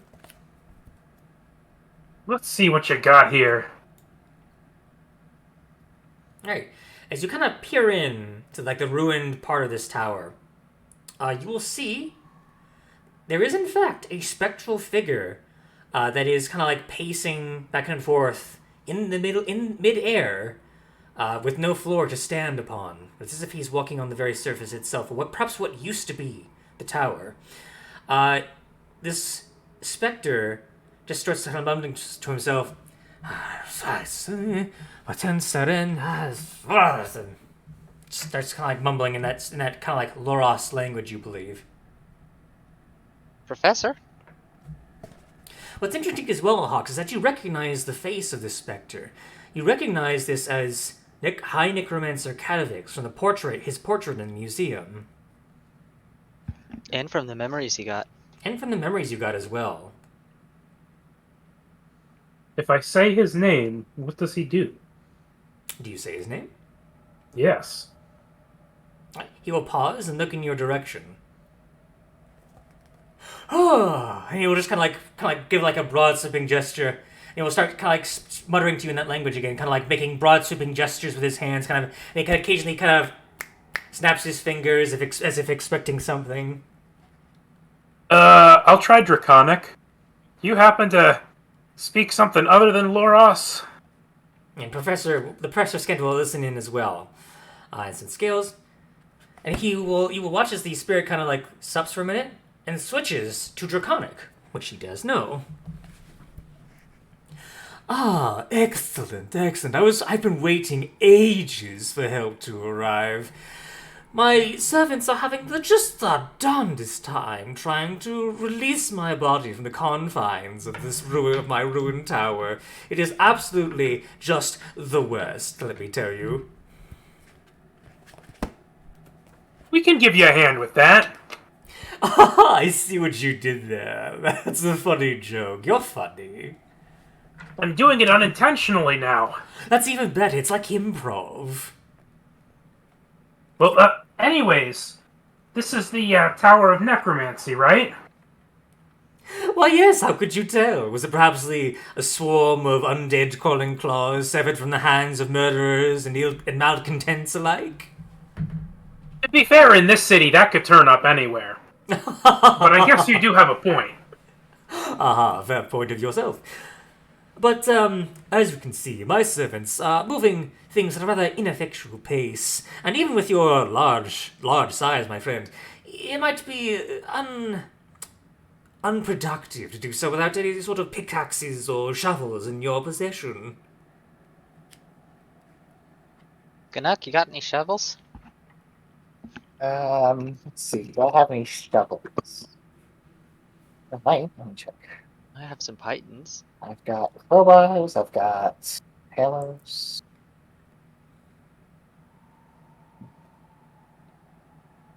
You have any artificer stuff that lets you make simple tools? I might actually. Hang on. I've just got normal set of tools, but let's see. Wait, tool for the job. Artisan's tools. I don't know if that counts. If you could make us like stonemason's tools. That could. Yeah, I can do that then.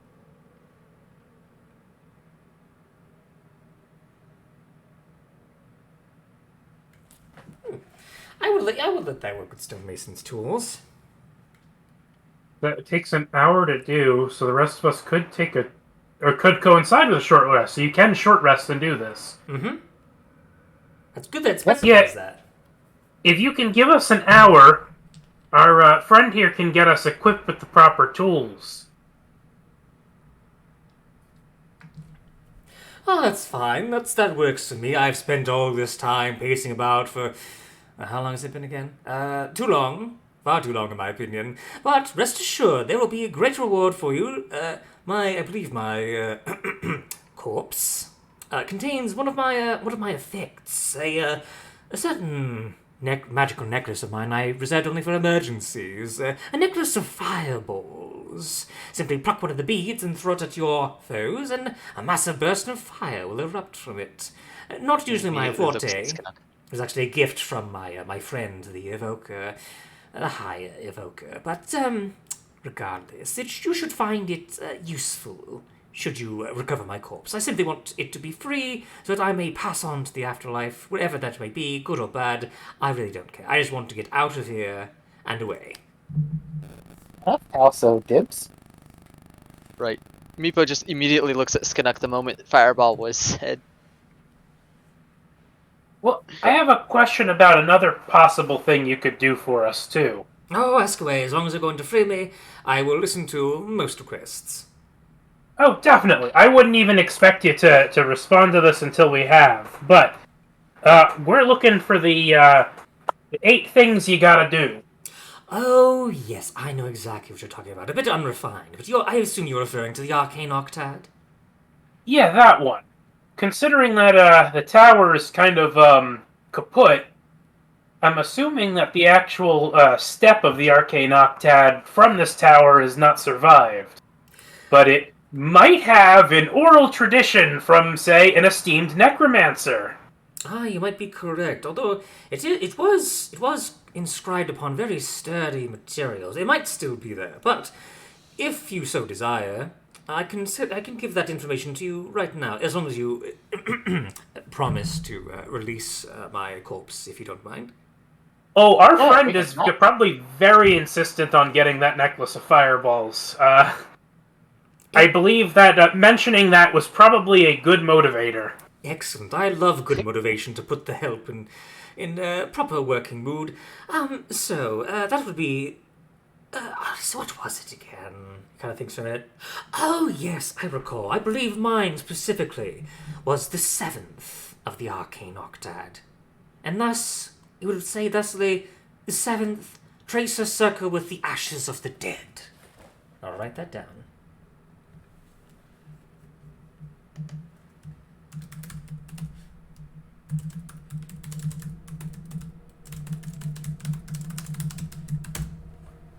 Also, I terribly misspelled that, but that's fine. 7th, trace a circle with the ashes of the dead. Oh, very kind of you. Don't mention it. Although, I feel more bored than anything, so really this kindness is mostly coming from boredom, but nonetheless, I hope you find that helpful.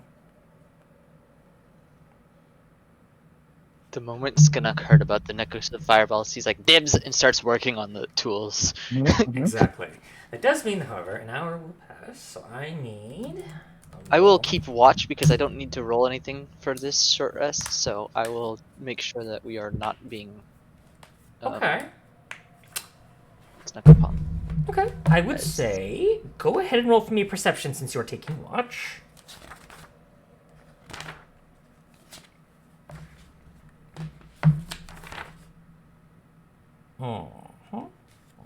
Ah, Okay.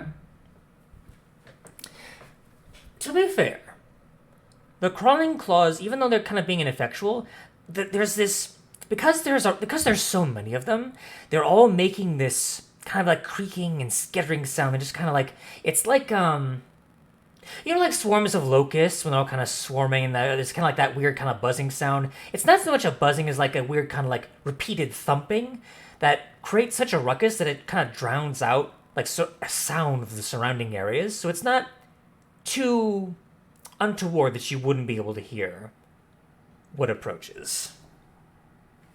And I just need a moment. I'm assuming this is before they get the short rest in. No, this will actually, they will get the short rest in. Okay, so Oh, is thank Morte goodness. rolling hit dice? Ah, yes, it does. That thing that I can do now. Yeah. Yep, so you will get your stonemason's tools, which is good.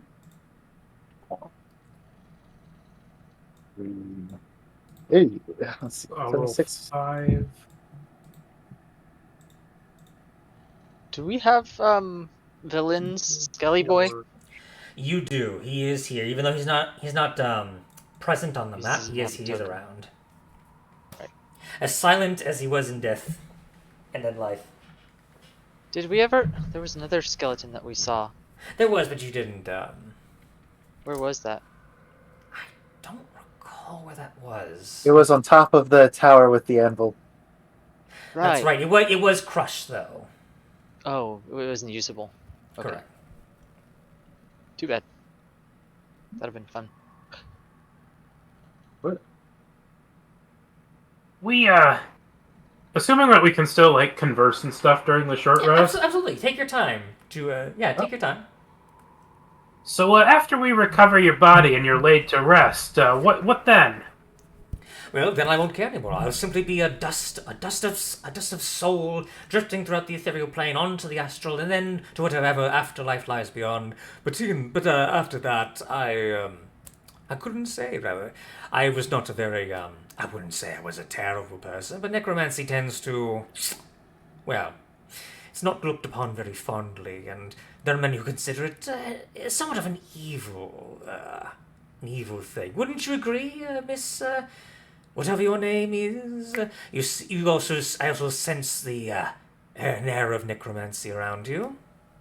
As the skeleton is rubbing her shoulders. What? Oh yes. In fact, I was actually hoping to ask you some questions about personally your technique, like for instance the creation of certain, what shall we say, higher undead, and actually a more personal question, Mister Eriolathis himself. You've spent some time with the High Net Lich, yes? Well, of course, I was his, shall we say, his star pupil. At least I like to think so. The others were more jealous, because Eriolathis and I had a very personal connection, us being of a necromantic sort. And his eventual rise to lichdom was of no small part and due to my assistance, even though he would never fully reveal to me his secrets, which is unfortunate, considering I met my demise before I could follow in his footsteps, unfortunately. That's fine. It's all fine. Yes, a terrible shame that his spellbook wouldn't happen to be with his, in the tower, would it? Oh, most assuredly, along with, the other effects that he had. Excellent. Good to know. For my friends, though, do you know if he had anything that could perhaps defeat a dragon? A dragon, you say? I don't know about a dragon specifically, but he did have a particular scroll that could summon forth a very large astral body to strike something, summoning a comet, as it were. I believe it can obliterate a small area. So yes, I believe he does. He did have a scroll of some regard, and I believe he actually had an ancient tapestry or an ancient tome that could allow one to summon a Tarask as well, the ancient mythic beast of legend. So yes, there are actually quite a few things that he has of such power. I like the meteor better than the summoning the other thing that we would then have to deal with. Most assuredly. The Tarask, I believe, was, I think it's something he liked to lord over other people. I think it was meant to be as a last resort, but unfortunately we never got to see it in action. It's a terrible shame. I kind of wanted to see what its capabilities were. A terrifying thing of creation. I mean, come on, who wouldn't want to see such a thing in action? And you hear Professor Scant from Deep Balance pocket. Exactly! See, I think whoever said that understands what I mean. Wizards, no sense of right and wrong. No sense of Morbid right and wrong. curiosity is better than anything else. This is like a really, really strange sense of camaraderie between them. Indeed. Yeah, Velen's having a great time right now. She's learning all sorts of things. And over the course of the conversation, he will kind of like give some instruction about like how to create even like stuff like crawling claws. Although the material to actually harvest them and create them is a bit of a process on its own. So she probably wouldn't be able to utilize it too much, but she at least gains a little bit of knowledge in this process. Oh, I guess we should ask, would your spell book be with your body, do you think? If it's not been destroyed by the rubble, hopefully it would be. Although most of my knowledge I believe I still have in my possession, so if you do for my body and it is destroyed, I can still pass along what little knowledge that I remember off the top of my head. Fair enough. Villain, you might want to write some of this down. Are you turning to look in her direction? She's already got her spellbook out. Even though it's not time yet, she already has it out. Is Villain gonna add a spell to her spellbook here? Most likely. However, there is something that happens as you all kind of close in a little bit. Got distracted.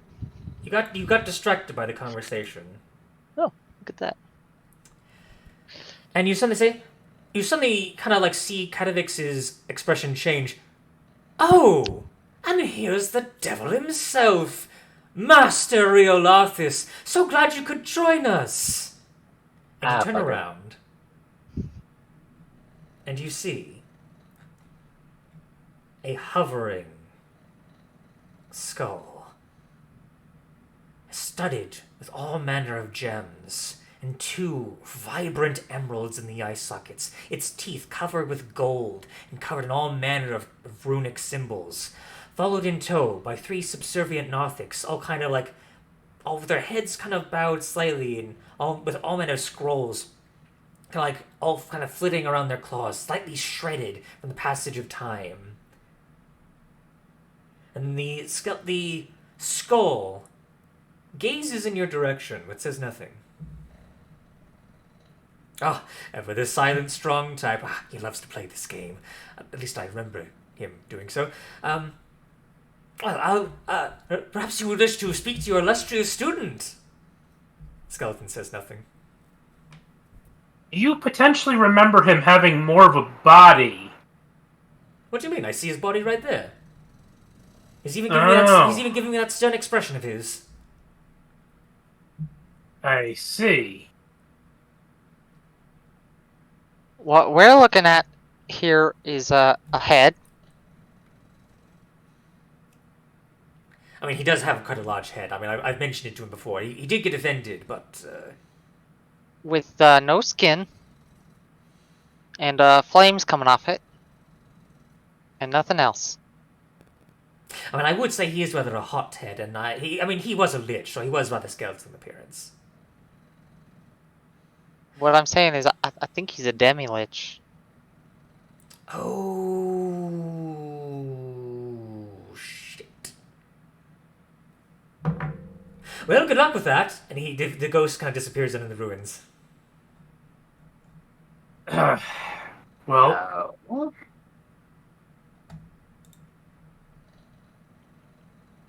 that's unfortunate. Should we be ready to defend ourselves? Does it seem I think so. impossible? He's just kind of hovering there, right? Yes, He's- Menacingly. Yes, he is hovering rather menacingly, yes. Miss Muerte, was it? Yes, I am present. Please don't attack that. I am begging you to not attack that. Your request has been heard. It is not denied. I will not attack unless asked to. I was really worried there for a second when I heard your request has been heard, and thought that was the end of the sentence. No. Muerte has learned from the past encounter to not act as rashly. The disgrace to her being turned into a chicken-like axebeak is still fresh in her memory. I'm gonna embolden the kobolds.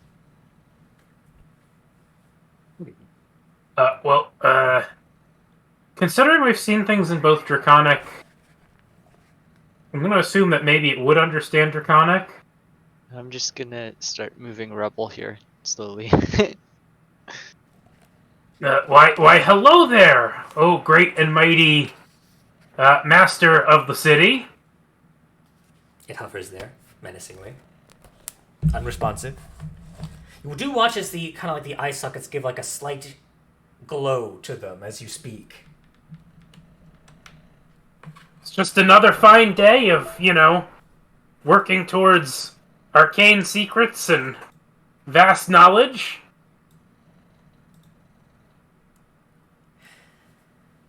It does not respond. I don't know if he understands you. Well, he's not attacking, so it can't be. Who's got the wand? You want to show off the wand and give him a good thumbs up for it? Like, yeah, look, we're doing the trial.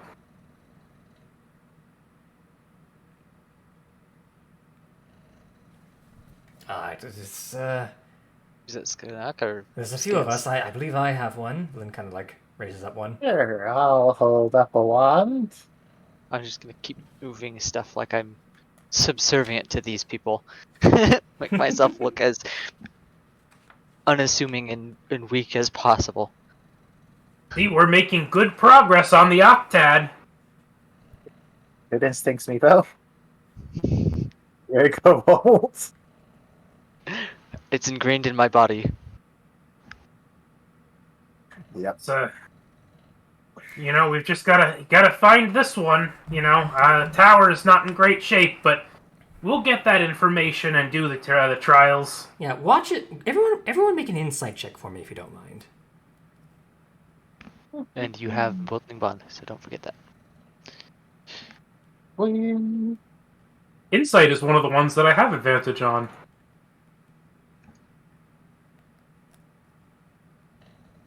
They'll roll the emboldenment bond too. 22. Get a 19. Okay. Let's see here. So the only one who doesn't see this as scale. This is pretty terrifying. So it's pretty difficult to read a skull's intentions. For the rest of you, it is judging you in silence. You're kind of like watching where its head is tilting. It seems like it's watching you closely to see how you react to your surroundings. And it does seem to regard that you're holding the wand, but that doesn't seem to change its judgmental kind of aura, as it were. And you get the sense it tilts its head occasionally. It definitely does not understand what you're saying. Ah, I see. Okay, well, if it's not making any moves towards us, we might as well continue doing what we're doing. Watch as the eyes flash brighter green. Professor, you wanna try telling them what we're up to? Finishing the Octads? Yes, yes, what else should I say anything else? Can you tell him in what Netherese? Yes, no, I can't speak the language for sure. But should I say anything else? Just that we're doing the Arcane Octad, or...? Just tell him that we are working on completing the Arcane Octad and are currently trying to find the information in this rebel here. Ah, very well.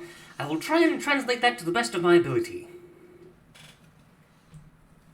Ah, Iriolathis, Satan Saren, Maran Shulamareden. Have that. What was that you said? Oh, just more laughably weird stuff. Oh, I see. I gotcha. You notice that the skull... Around the first... You can't quite understand what Scant is saying, but given what the information you gave him, around where you think he might be talking about the Arcane Octad, the skull kind of like leans backward a little bit, kind of like as if contemplating something. But then you assume... So I believe one or two of you might have comprehend languages still up, I believe. But I believe that might be actually scales. If you still have comprehend languages up, scales, do you? Yes. Okay. You would hear when Professor Scant gets to the part about gathering information, the skull suddenly snaps almost unnaturally fast towards where Valin is. And the eyes grow a bright, brilliant green, and the air around you turns deathly cold. You could all feel the breaths of air kind of condensing as you exhale. I didn't seem to like that. What shall I say? What shall I say? Tell him the trials are more difficult with the city in ruins. Sitan, Riolafis, Makanse, Sarandi. The skull continues flashing brightly with that unnaturally brilliant green. The air around you continues to drop in temperature. You know, I know you're upset, but if you're or worried, but probably taking a calmer tone would help. That is very difficult to manage when a demi-lich is in front of you. Well, what does he seem mad about? It seems to be about gathering information. He seems to be a sensitive subject. Well, we're just tell him that we're just trying to complete the octad. I did say that, and he seemed to like that, but then he now seems to be on a single course of action, unless we have something else to maybe distract him. Wait, Tell him it's information about the octad. Wait! What was that thing you did before with the gargoyles? The clipboard? Yes! The delivery? Oh, yes. Tell him that we're supposed to make a delivery we need to do the octad to get through to make the delivery. It might just work. Alright, I would like, Actually, no, Pulls out a set of glasses with a mustache and clipboard and a little bow tie. Yeah. You joke, but the clipboard is out. Okay, so you're going to give Professor Scant advantage on this deception check. Yep, I'm also going to be hitting him with Flash of Genius. Okay. He didn't roll terribly great, but the Flash of Genius will help him. Okay. That's a +5. It's a +5. That's not bad. With his natural 12 and then 17. Okay. The air around you starts to rise in temperature. Hurrah. The skull will give a very curt nod. It will slowly drift backward to from whence it came, with its subservient Nothics in tow.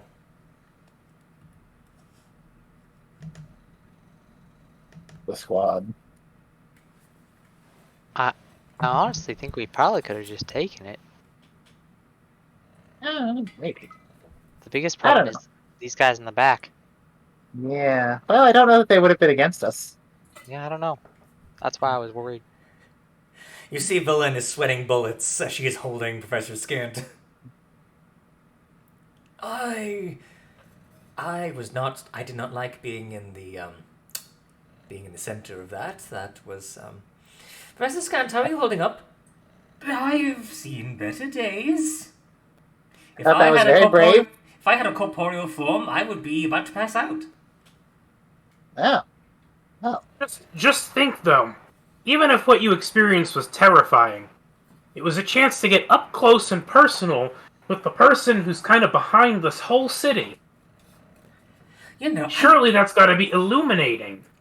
You know what? With this in hindsight, Sir Hox Hagnar. Yes, that's brilliant. I didn't even think about that. Like, begin thinking of the theories. We know those Nothic creatures were once mages here. Who do you think his 4 attendants were? An excellent question. I'll have to begin theorizing. Vanin, please put me back in your pocket. As I begin theorizing in private. Very well. See? Couldn't we just ask the necromancer? Oh, well, we could. In fact, indeed you can, as he pops back transparently out of the ruins. That went well. Yeah, What? Don't look at me like that. it did. It went better than it could have. Exactly. It could have gone a lot worse. I've seen him when he's angry, and he did get angry for a moment, but that was a very clever ruse. I almost believed it. Wait, do you not? Wait, hold on. I have to make sure you're not actually delivering anything, are you? We might. Yeah. I'm getting Well, I'm getting mixed signals here. Well, if there's something we need to deliver that we discover while we're doing the octads, we might deliver it. That's There'll at least be a half doesn't truth hurt. then.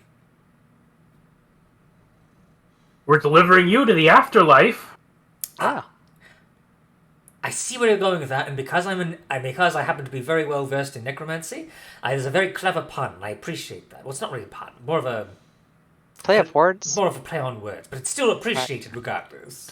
We also helped out. Which one was that? The enchantment one.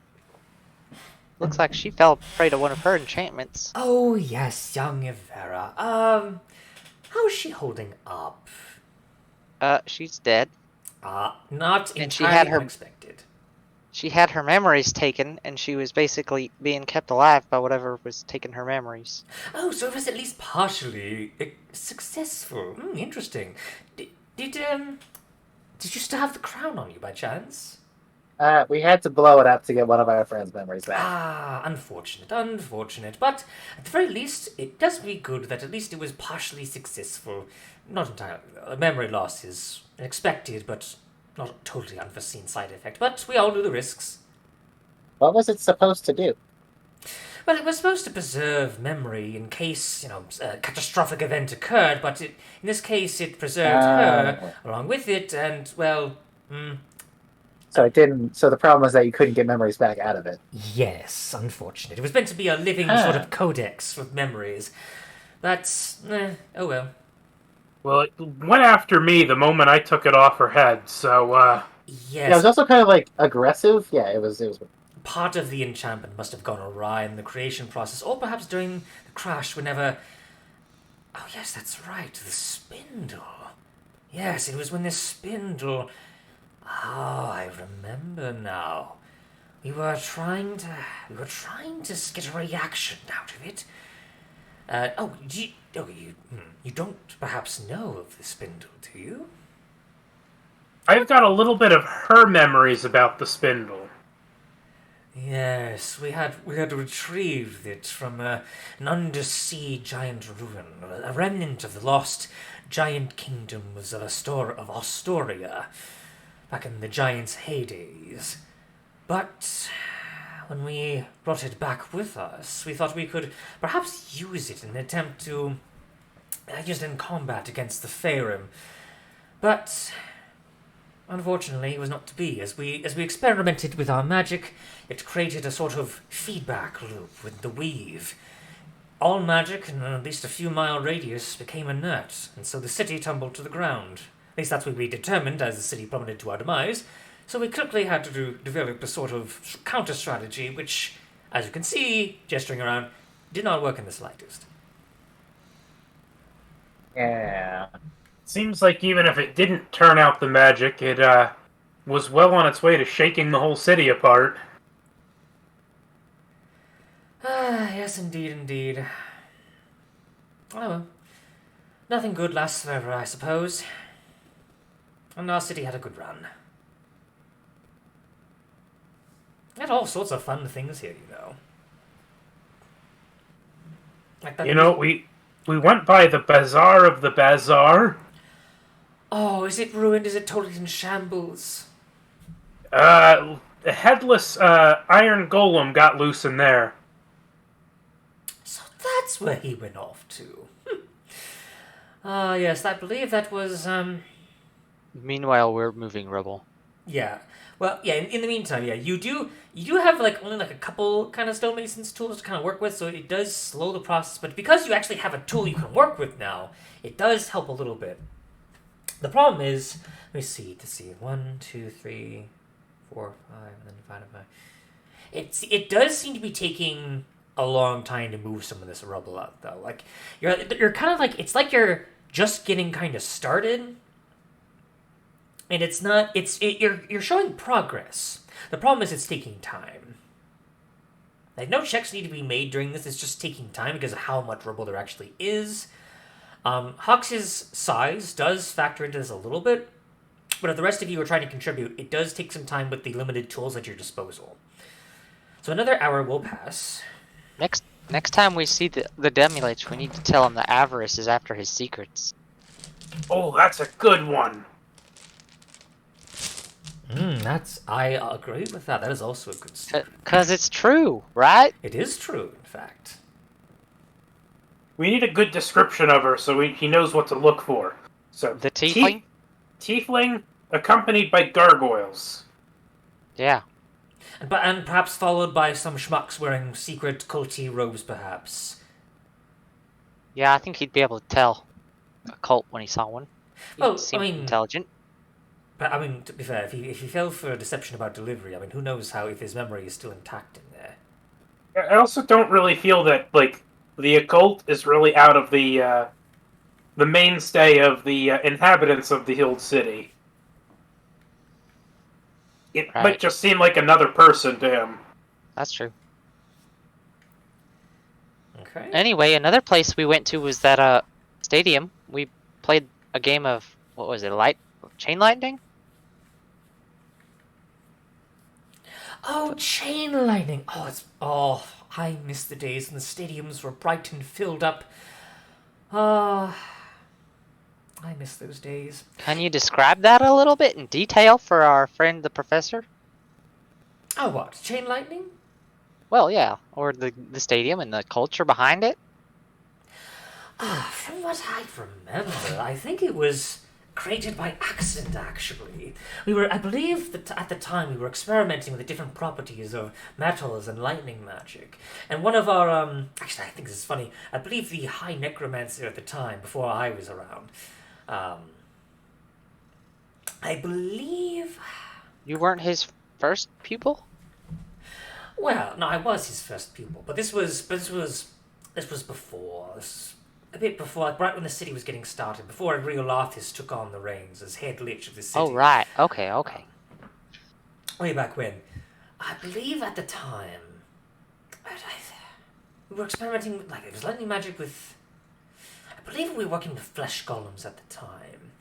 And one of the flesh golems went a bit berserk and threw one of the iron bars around and hit the other one square in the chest. And at the time, we thought it was hilarious. But then it got some of us thinking, maybe it could be turned to a sort of game for our minions. And we sort of, like, put on a little bit of a show with it. It seemed to rile up support for it. But, of course, with undead, you can only do so many different maneuvers without it getting stale, and, the whole arena starts to smell like rotting flesh. People don't really like that. So we started to experiment with smaller versions of it, more workable versions that do some damage, but at least a smaller individual can at least handle them. That's where the game sort of arose, actually.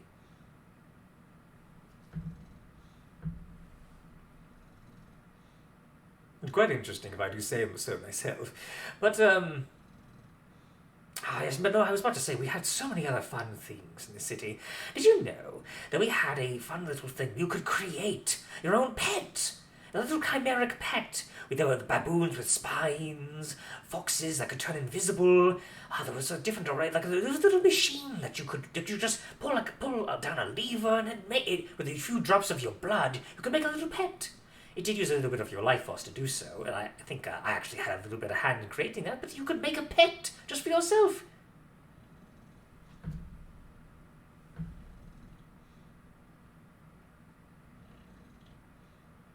At least I thought it was cool. Where was that kept? Oh, that, I believe... Where was that? He tries to think for a minute. And I will switch around to the map.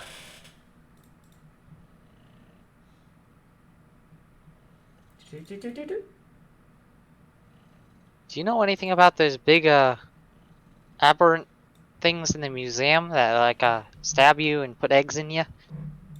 Aye, yes, the fair, nasty creatures. You know how hard it was to get one that was in captivity, and then we had to actually get it dead to the point we could display it, and the fact that the spells need to be cast upon it in order to actually preserve the corpse, which are usually a low-level spell. But let me tell you, these things are incredibly sturdy. So sturdy, in fact, that even like the corpse itself seemed to eat the magic. That's what they do. They eat magic. So you can imagine how a city of mages are like prime targets for these creatures.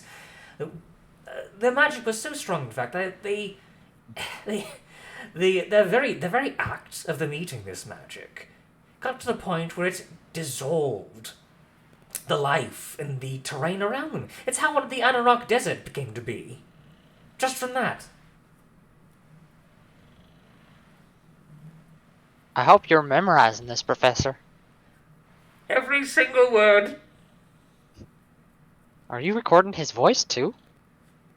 No, I'm just paying very close attention. Oh, okay.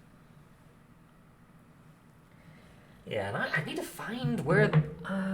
oh, yes. Okay. So, he points out, I believe it was called the Menagerie. It's that giant glass dome in the far northwest of the city. All right. So I believe you can tell which one that is, but I will make like a little note here.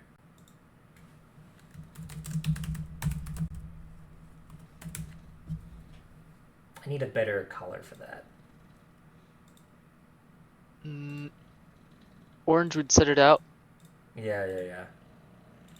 Purple would probably also work some. Ugh, hang on. There, that's good. That's better. So the Menagerie is that. So it is the giant glass dome that you saw before. That was that massive kind of like hairline fracture that's just kind of like circling around, kind of like a spider web.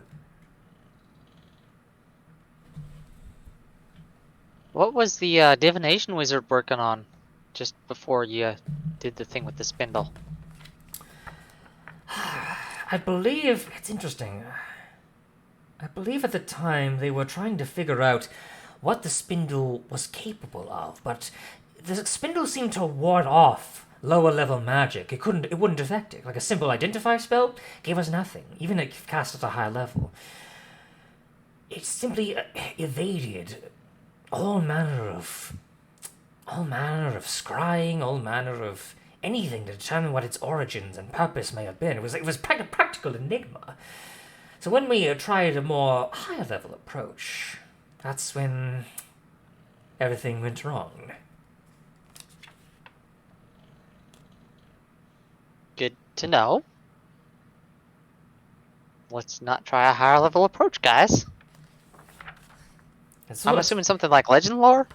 It's a sort of, well, we did try that, yes, but actually remind me, does legend lore require a touch, or does it require like a specific targeting So item? legend lore requires a lot of material components as well as maybe an hour of Name time of to the cast. object? So it's the name of the object. You don't actually target the object. No, You it's have yeah. to, it's a range of self, and you just have to know about the thing. If the thing isn't of legendary importance, you gain no information. The more information you already have, the more precise and detailed the information you receive is. It may be figurative.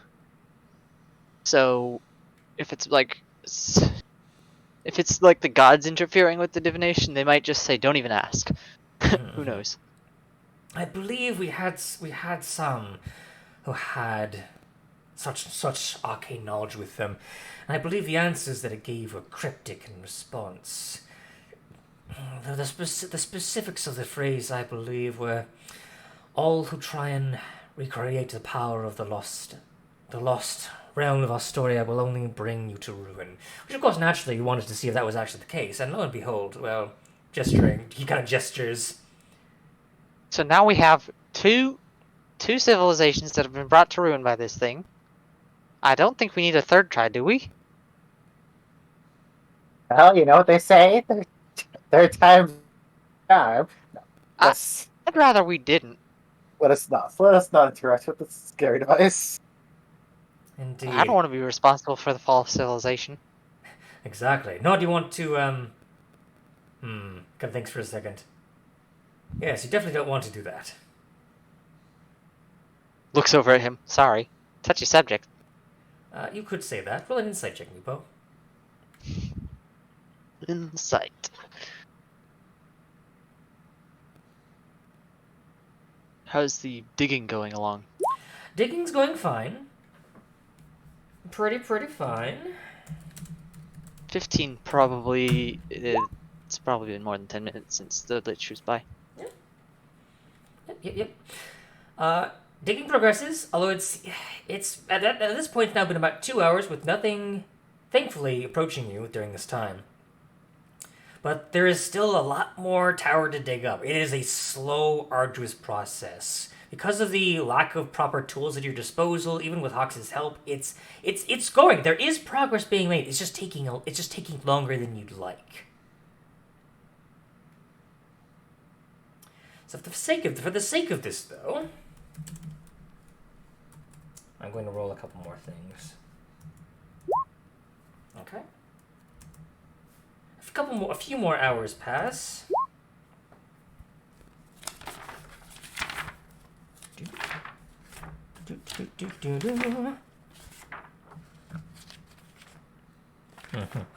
A few more of those Nothics kind of scamper on the edges of your kind of work area, as it were. Kind of like chitter amongst themselves and kind of scamper off. It seems like they recognize the ghost in particular, and they're not dealing with them right now. They don't want to deal with you right now. But they're still cackling in that strange kind of chittering tongue, and they just do random spouts of kind of like spasmic movements, and their eyes just kind of gaze at you as if hungering for lost knowledge that you may possess. But they know better, it seems, than to attack you, and so they are just sort of keeping their distance at just watching. Let's see. I will say, though, I will need everyone to make Constitution saving throws, though. It has been enough time where the Arcane Blight will come into effect. Oof.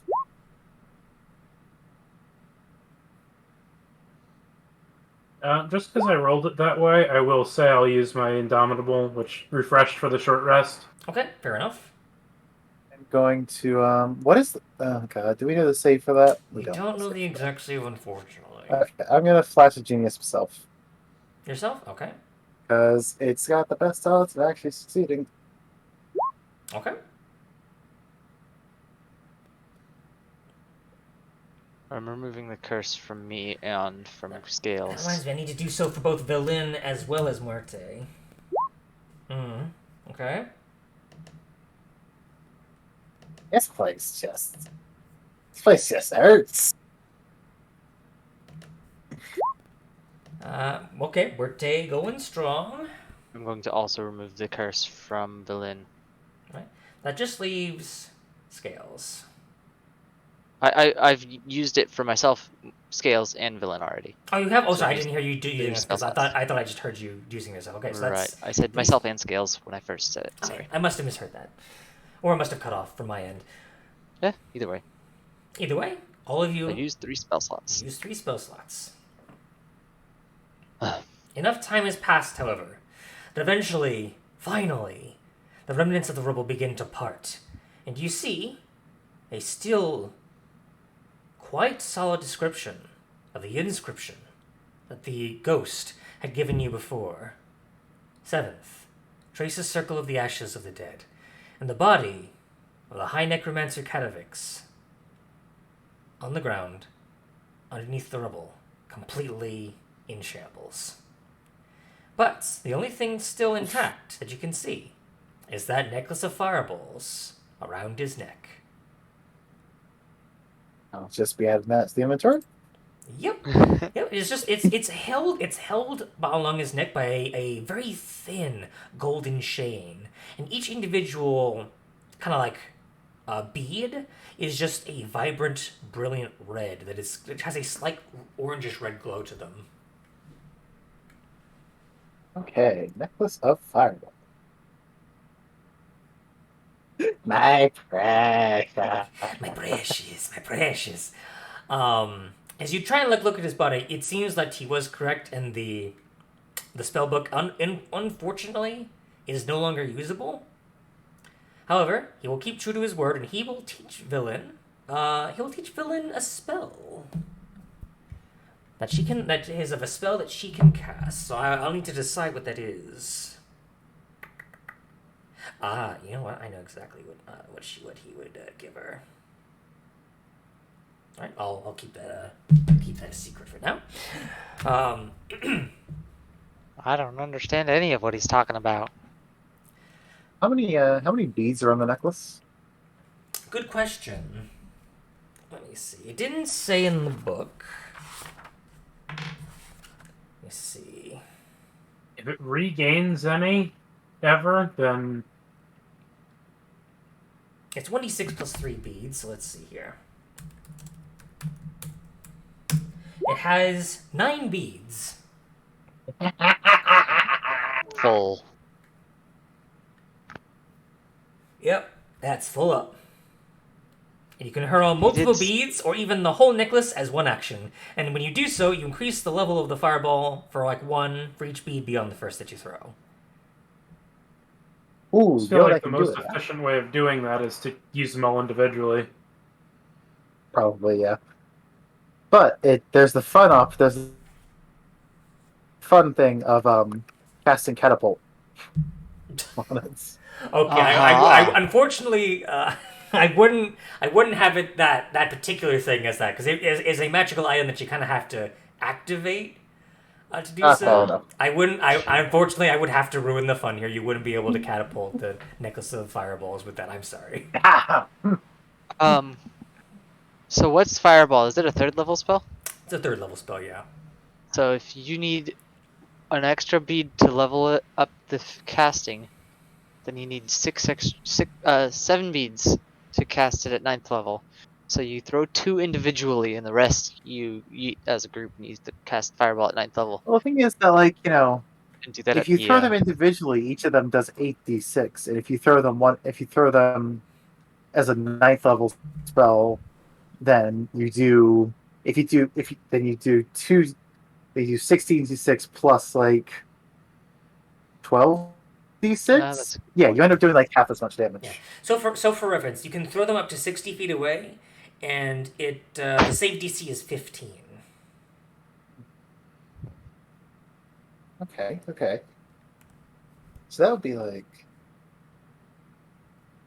1d6 for slow above 30. I can actually share this and I'll put this in rules and homebrew from the D&D Beyond one.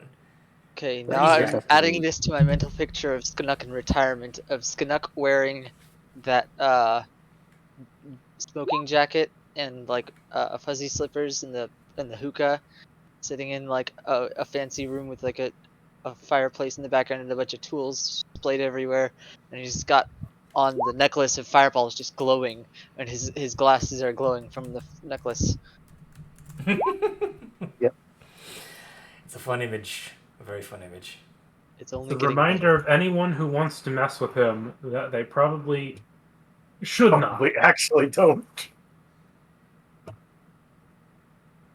Indeed. You just leave him in there. Leave him be.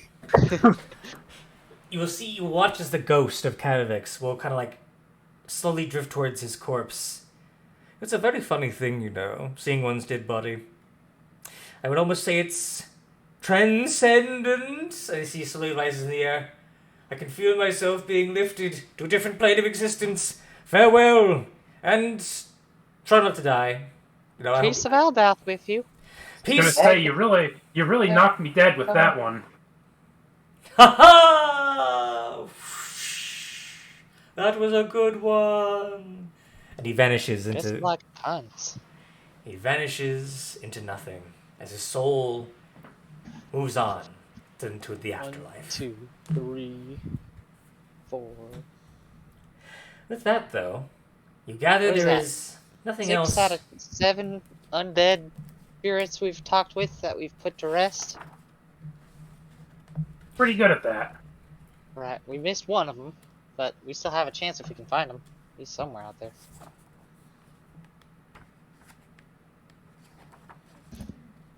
Well then. So what happens with all these now? And she kind of you watch as Villain kind of looks towards the crawling claws, which at this point, they kind of seem to just be Should've kind asked of them to sitting there, give- and they all kind of scuttle around the corpse of their master and just kind of make a shield wall and just kind of just rest there. We should have just asked him to tell him to follow your instructions. Think That you would can have been use what he nice, but I told you don't about think. them to take over control of him. No, unfortunately, no.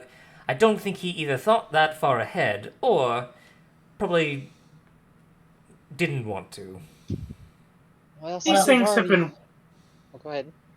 These things have been working since the city fell. I think it's okay to let them rest. You can hang out. Say, that chunk of wall that has the instruction on it. How big is that? Oh, I'd say it's a. Let's see, that's a good question, actually. Let's see. It doesn't say, but it is essentially a section of wall. So if you're thinking of carrying it with you, it is too big. Damn. Well, okay. Just cover it back over. Yeah, can we turn it over Yeah, you can turn it. You can turn it over. and Yeah, then turn it over, pile some random crap on it? it'll take some time, but you can definitely do that. Just shove our piles back over and let them topple. Could I break it with my adamantine axe? You could try. Because we're thinking about this in terms of not letting. Yeah.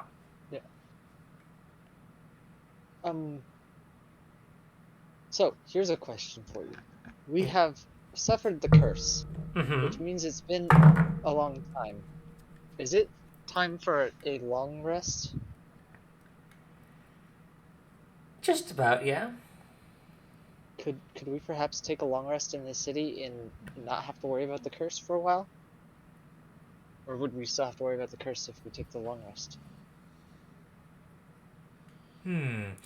With that, you probably wouldn't need to worry about the curse. I would say roll an intelligence check with advantage, Meepo, if you're thinking about this now. With advantage, okay. Intelligence. Just a straight check. Yeah, straight check with advantage. Sorry, but you had advantage. 10. Sorry, It's that not might be exact. It's not every full 24 hours you think. Maybe around. It's so difficult to say. It's definitely. You had never had it happen to you more than twice in a day so far. It's been somewhat a rare occurrence. You can't quite pinpoint it, unfortunately. We really should have asked the necromancer about that, but okay.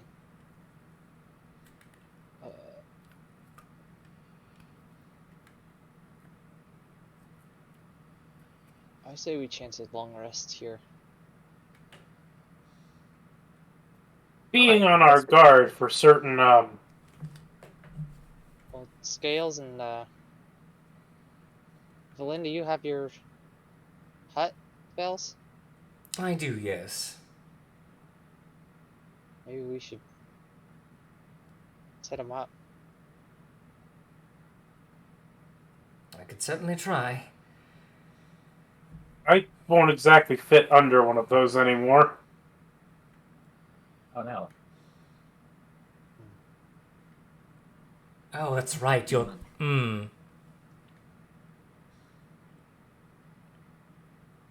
That is a problem. Can you fit into 2 of them at once? They don't exactly overlap. Right, but if you're like So, did you want to say next something? each other and he lays down across both. Did you want to say something, Caleb? Sorry. I was gonna say, woe be it to he who attacks the gargantuan kobold. Probably something that thinks it can't be attacked itself. Like, say, a creature that thrives in existence on the ethereal plane.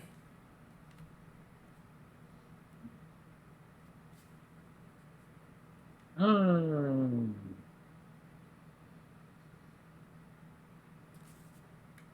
I mean, how exactly are they going to be tracking us? Probably just following us. Well, we can't see them for starters. The ethereal plane, to my knowledge, works almost like a sort of reaching fog. For those who are well versed in traveling the material realm seems like a foggy reflection, as it were. Almost as if you're looking through. I said this before, but like you're looking through a fog, or perhaps like a slightly misty mirror. I see. Well, So really, shit. they can probably, if they are on the ethereal plane, they could have been following us this entire time, or just keeping tabs on us, or perhaps they've fled to somewhere else. We just wouldn't be able to know. But if they were here, they would see us. But unless we had a way of looking into the ethereal, we wouldn't know. Do I have a way of looking to the theory? Not immediately. Don't think fairy fire exactly looks like that. I haven't asked Yeah. Eldath for anything miraculous today. Do we want to use a miracle to get rid of them hags? Well, if we're going to be taking a long rest anyway, I guess you could try. I might have an idea for tomorrow. We need a long rest to do it. Can we at least like set an alarm or something so that if they show up? If they're on the ethereal plane, I don't know if it'll work.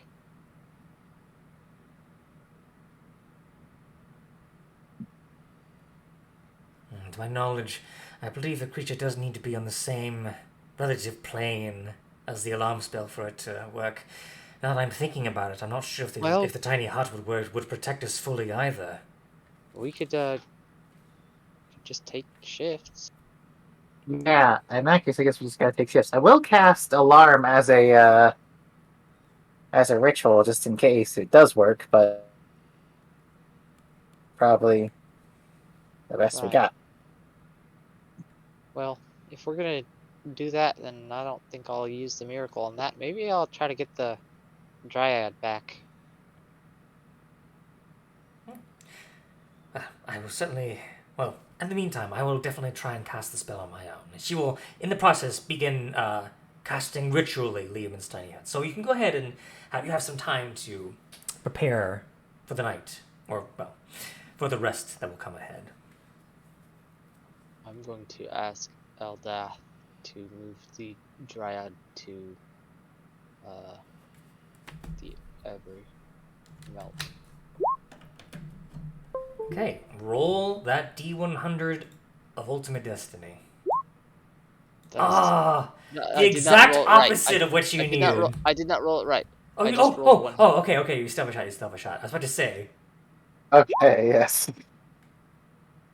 Okay. A shame. It's still not good. Anyway, that just means I have it back tomorrow, which is... That's true. Okay, is there anything else you'd like to do before you attempt your long rest? First, second one as well. I'm going to cast some healing spells on who needs it?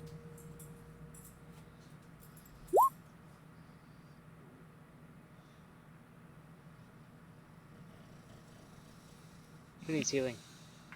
I don't think any of us. We haven't fought anything since you did the round of.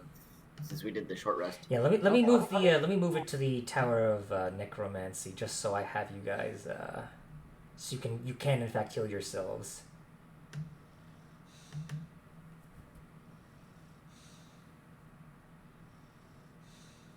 Murte actually, she would have used some of her hit dice to heal back herself. I tried to remind you that, but right. Sorry, there is a lot of things what? going on, but I can fix that now, so it's fine. I do appreciate the help that you try and give me. Sometimes I get distracted by running stuff. I do appreciate it, though. I greatly do.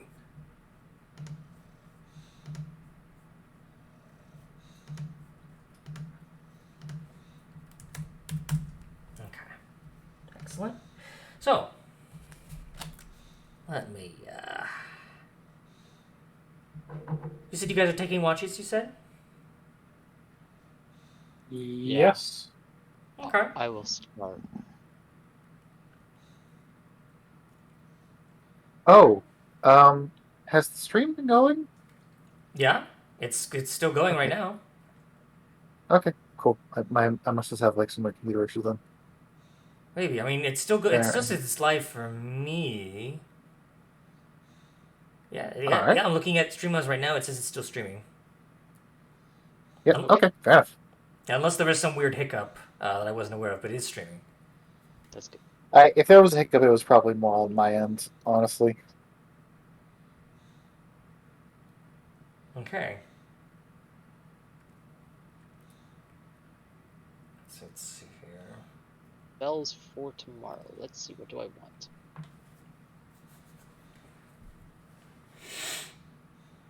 I know what I'm doing. So who was going first for watch? You said I was. you were. Okay. Well, perception check, Meepo, as you're looking in from inside the Lehman's tiny hut.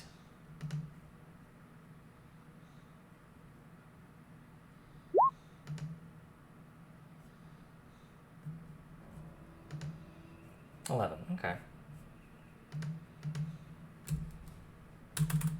You know what? I won't roll this in the chat. I'll roll this Digital dice separately. rolled from an 11 plus my perception to a 5 plus my Okay. perception. As you take your watch, Meepo, you watch as the kind of like the crawling claws all seem to converge again on the kind of like the spot in the center of the ruins. They are still as unmoving and unresponsive as they were where you left them.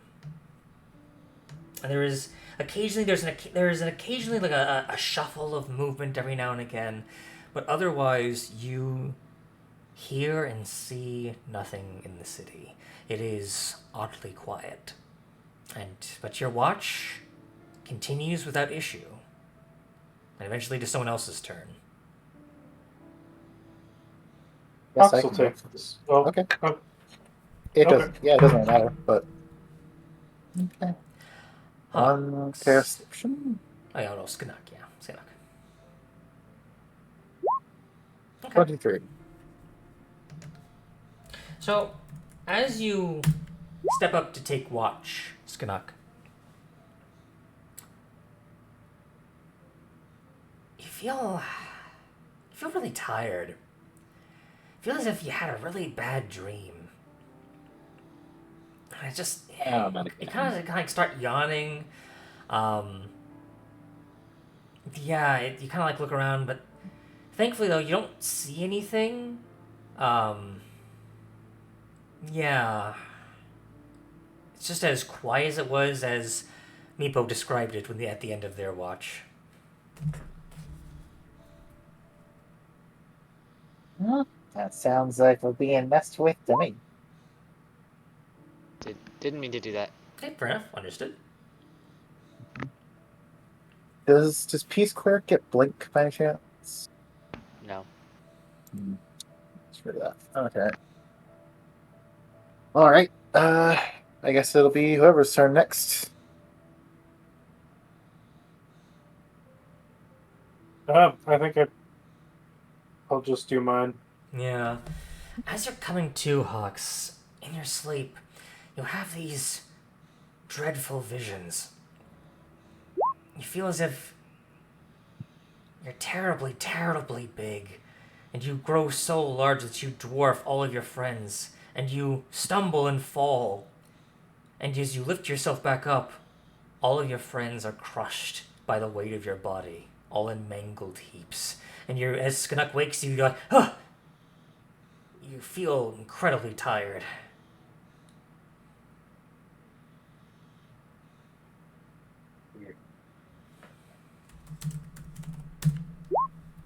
Thankfully, though, your watch goes without issue.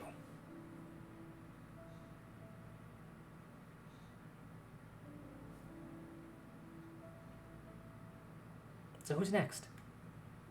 Either Villain or Scales? Scales, would you like to go?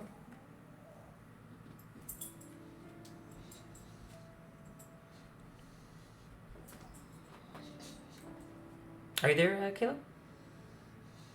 Sorry. Oh, no problem. I will say, Scales, if you are awakening, are you?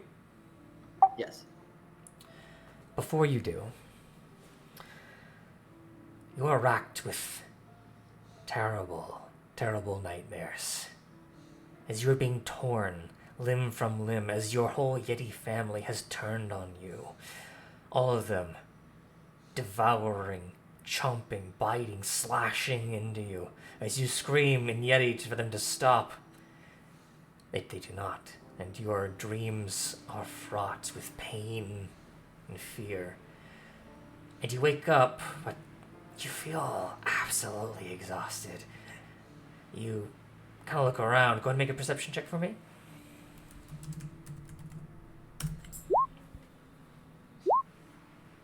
Okay. Your watch also goes without issue.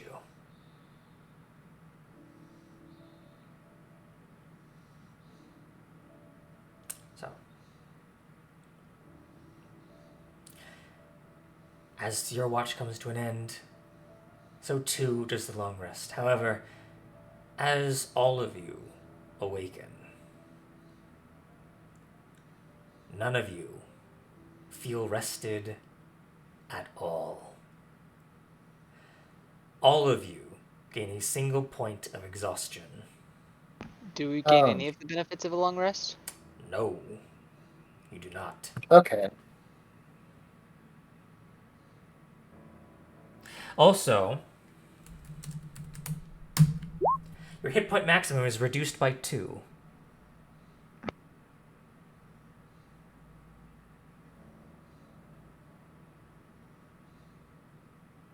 Okay, well, if we didn't benefit from a long rest, then we can't change spells. Which means there's nothing we can do about this at all. That means Yeah. we've lost D&D. Pretty much. Because they can also just follow us when we get a fly speed of like 50 feet. I believe you can still How- change your. I believe you can still change your spells unless you just you don't gain your spell slots back, and you don't gain your health back.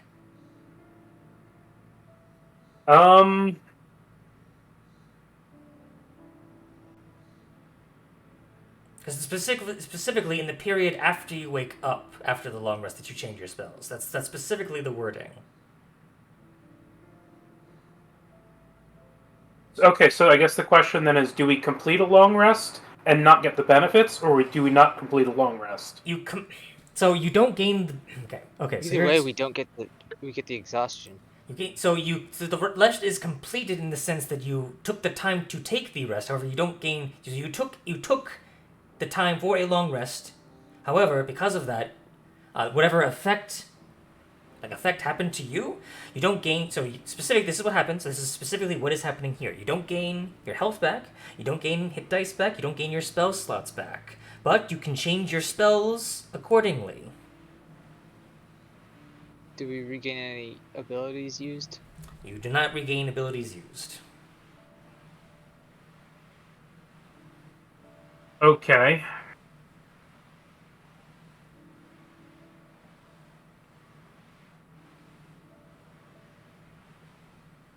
So do we assume that they went back to their tower and go try to fight them again? I've got an idea to check if they're still here or not. If you guys want to set up for a fight. All right. Okay, I'm going to,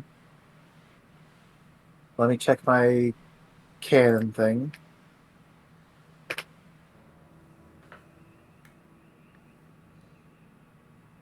Is this long rest or is it refreshing on the day? Can't do it until you finish a long rest or you spend a spell. Okay, so I'll use the first level spell slot to summon a cannon. Okay. Force Ballista. And then I will cast... It'll be a tiny cannon on my person because I'm going to cast Blink.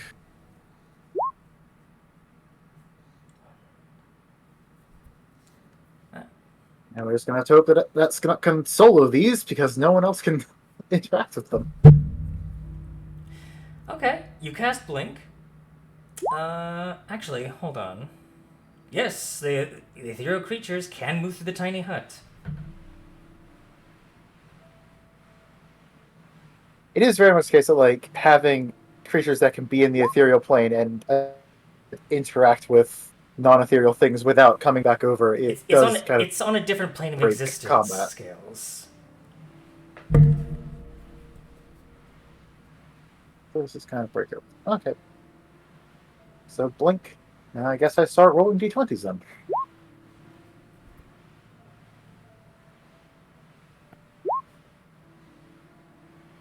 Okay. So that's 6 seconds. There's another 6 seconds. How is Valin? Did she also get affected by this? It seems that she does not, and neither does Muerte. Actually, there is actually one stipulation. One of you, specifically, let's see. I need to double check something specific here. Let's see. Actually, Skanuk, you actually do have the benefits of level long rest. Oh, that's good. That's something. At least. So only 3 of you. Meepo, So Scales, they can and Hox. one each. Okay, one I each. do Then. need to double check that. But specifically to more clarify that, Scales.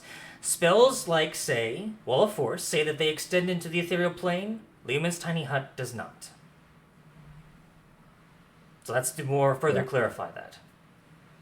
Yeah, the thing is that usually nothing in usually the rule goes the other way, and that nothing on the ethereal plane can affect the material plane. But I guess this set of packs is an exception. There's a very specific thing the way that the night Yeah, work. which does make them just kind of invincible against most parties. So okay, more d20s. So we're on 18 seconds. So Still no blink. That is second 20. 24. Finally, in the ethereal plane. okay, you see 3 of them, all 3 of them, snickering, pointing, and laughing at you. No more than 30 or so feet away from you. I can't believe it. Oh, they're so fucked. Oh, and they look at you. Hang on, I need Going to to be I need to double check a here. dexterity save. Let me One. see here. Just chucking fireballs at them. Okay. Are you using just one in this case, or? No, this is a spell, fireball. Oh, you're using a spell for both. For some reason, I thought you were using the right, because the DC is 17, because you're using your natural spell. Gotcha. Mm-hmm. Okay. So, let me see here. Using natural. 1, 2, 3. Okay, so 2 will fail, 1 will succeed. Oh, and then do either of the ones that failed look more hurt than the others? You do notice that Lingering some of the injury? damage, because they themselves didn't quite get a full rest of their own. So some of the damage that you did from the previous day did carry over. However, you do notice that the damage from the fireball is slightly resisted by them. Oh, of course it is. Okay.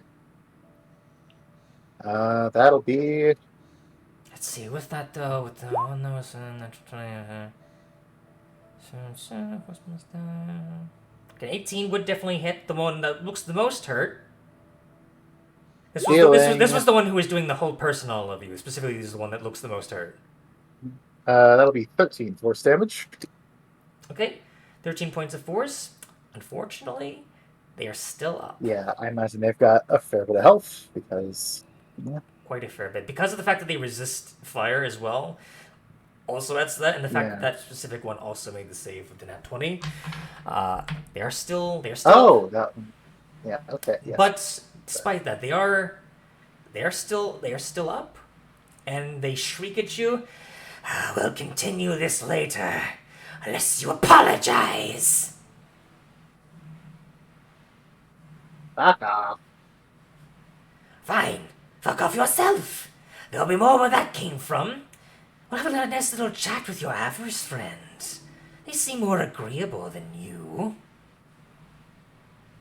And then you pop back in the material. Okay.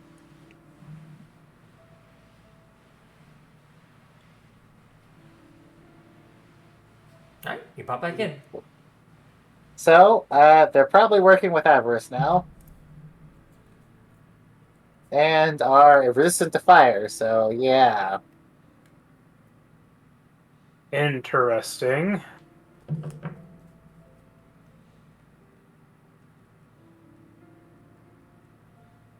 Belinda seems to be silently fuming. You can see she has a very tight grip on Professor Scant. So, they think they can take us, can they? They're just going to whittle us away, whittle you all away until you're nothing but dust. I don't think that's very sporting. I don't like that at all. So I'll tell you what. We're going to find a way to prevent them from doing that to you again, because I, for one, won't stand for it. What does this spell? What kind of creature are they, exactly? They are hags. Yes, I believe the specific term is Hags of the Night. They're creatures that, and this, you would know this as well, Skanuk. They are creatures that were once fey in origin, but they've delved too deeply in matters belonging to the planes. Let's just say they work with demons and Yugoloths and devils and other creatures of the fiendish plane, so much so that they are now to themselves become fiends in a way. The main purpose is corrupting souls, but it seems like you've personally offended them. Well, Muerte did. You will see Muerte is kind of looking downcast. You can see Muerte actually seems to feel a great deal of personal shame. This is all my fault. If I had not acted so rashly, this would not have happened. We do not apologize for things that our murder bird does. We trust that our murder bird knows that the things she wants to murder deserve to be murdered. I understand that. Quite frankly, I think these hags have proven that they deserve to be murdered. That is also I think true. by their nature themselves, they ought to be out of the world. They're not contributing to peace in any way. They're taking souls, and that's not something they ought to do. There is one thing that we can do. But we have to act somewhat quickly. Skanuk, she looks towards you. And you remember one thing, Skanuk. Go ahead and make another Arcana check, but this time with advantage from your previous knowledge. 21. You know that from what both you and Villain can pull together, Night Hags don't naturally have this ability. They craft what is called a Heartstone through some dark ritual, and through this is how they can turn to the ethereal plane and affect creatures on a different plane from their own, which is how they were able to affect you regardless. But if they lose that, they can no longer do so. So if my theory is correct, they're also feeling some sort of exhaustion. They had to stay up after all in order to deal with us, and I assume, were they still damaged in any way, Skanuk? Yes. Good. That means that they have to find somewhere to rest, and if we can hit them when they're sleeping and steal their hot stones, they won't be able to do that to us again, and we can deal with them swiftly. I could ritual cast divination to find them. Good. Is there any reason that they wouldn't just be able to rest in the ethereal plane? To my knowledge, I think they actually do need to sleep in the material, but I'm not quite certain of that. We would have to find out. You can see. Go ahead, for anyone who wants to, go ahead and make an insight check on Valin. Anyone who wants to.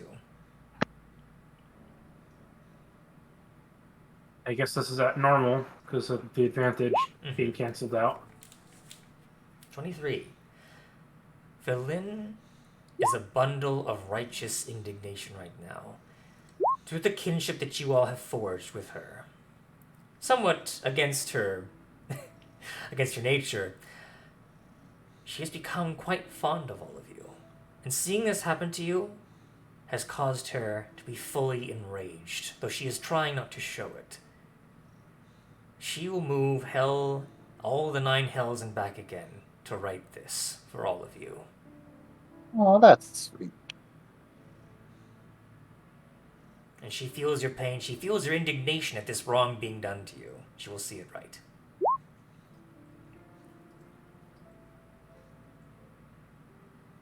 I just rolled the second time because I didn't have disadvantage. Understood.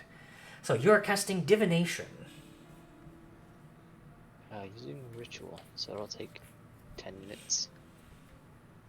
Okay, to occur within 7 days. GM offers a truthful reply. The reply might be a short phrase, cryptic rhythm, or an omen.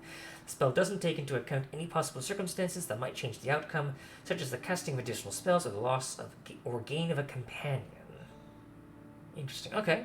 Is there a specific event you would like to ascertain? Or, even after or before this, do you want to use another... Oh, wait, no, you can't. That's right. Fuck, sorry. This is a ritual, by the way. It's a ritual, okay. What question do you want to ask, though?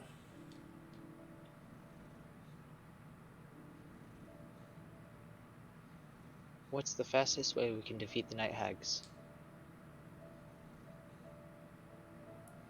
If it's about an event, Oh, it's Then about the question- an event? Or concerning Yeah, a specific goal or activity to occur within 7 days. Goal. well, we could still ask that to point us to where they're going to rest. Right, that's True. true.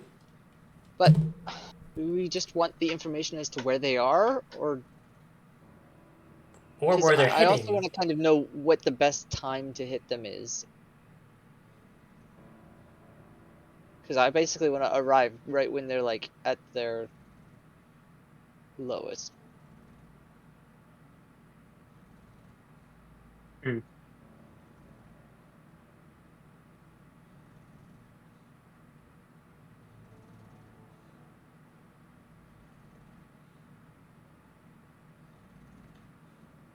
What's the most efficient way to dispatch of the Night Hags?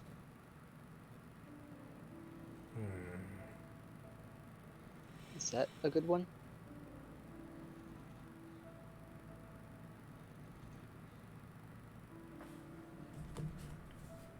What do you guys think? Yeah. That's the most effective. Just asking where they're going to rest, I think, is probably Okay. like we well, have that's a method being suggested of how to beat them, that being to take their heartstones. It's just a question of whether we can get them away. Or apologize to from them, those. but, who knows if that'll happen. The thing is, if we apologize to them, it's going to be like, oh well, we're going to make you give up something that you can't bear to give up in recompense, and we're going to have to fight them anyway, and it doesn't work. Or, you don't know entirely. Okay, I am assuming that because that's just how hags tend to work. And how Yeah, they tend to it's hags. work. There's no reason to assume anything else. And of all the hags, it's the worst ones. Yeah. It literally hags. has become fiends. Yeah. But if we know where they're resting, Yeah. I'll just we know that they have to... It's not like they don't have to take long rests. So, even if they theoretically only get the hour rest, they'll only heal some, right? Right. I think we have an opportunity to do this, but... Wait a minute. Gonna. Yeah. What feats do you have? I have elemental add up to fire, so they would not have been You're resistant. breaking up. I can't hear you. Oh, they wouldn't. So okay. So I think they still they still would have been barely up, but that means they are far more hurt than they would have been. So it gives you an extra chance to take them down when they're available to hit. Okay.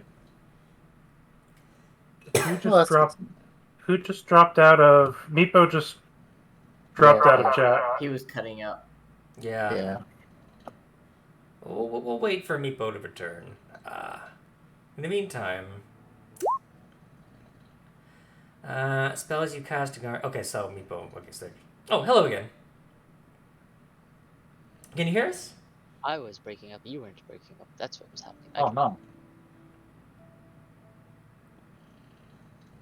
So, when you cast Fireball on them, they resisted it, but you have Elemental Adept. Yep, so they would have been more hurt than they were. Just remembering that. Mm-hmm. Mm-hmm. So they will be more hurt the next time you counter them. Which is good. Means depending on the circumstance, it might be good to just go for another fireball. Right. Genuinely. That being the case, I'm going to ask where the Night Hags are taking their rest. Okay. You feel a small droplet of water plop on your head. And in that small droplet, a flash of icy coldness suddenly brings clarity. As your head slowly turns towards the Tower of Conjuration. So they're returning there. That makes sense, I guess. They feel most at rest when they're at home.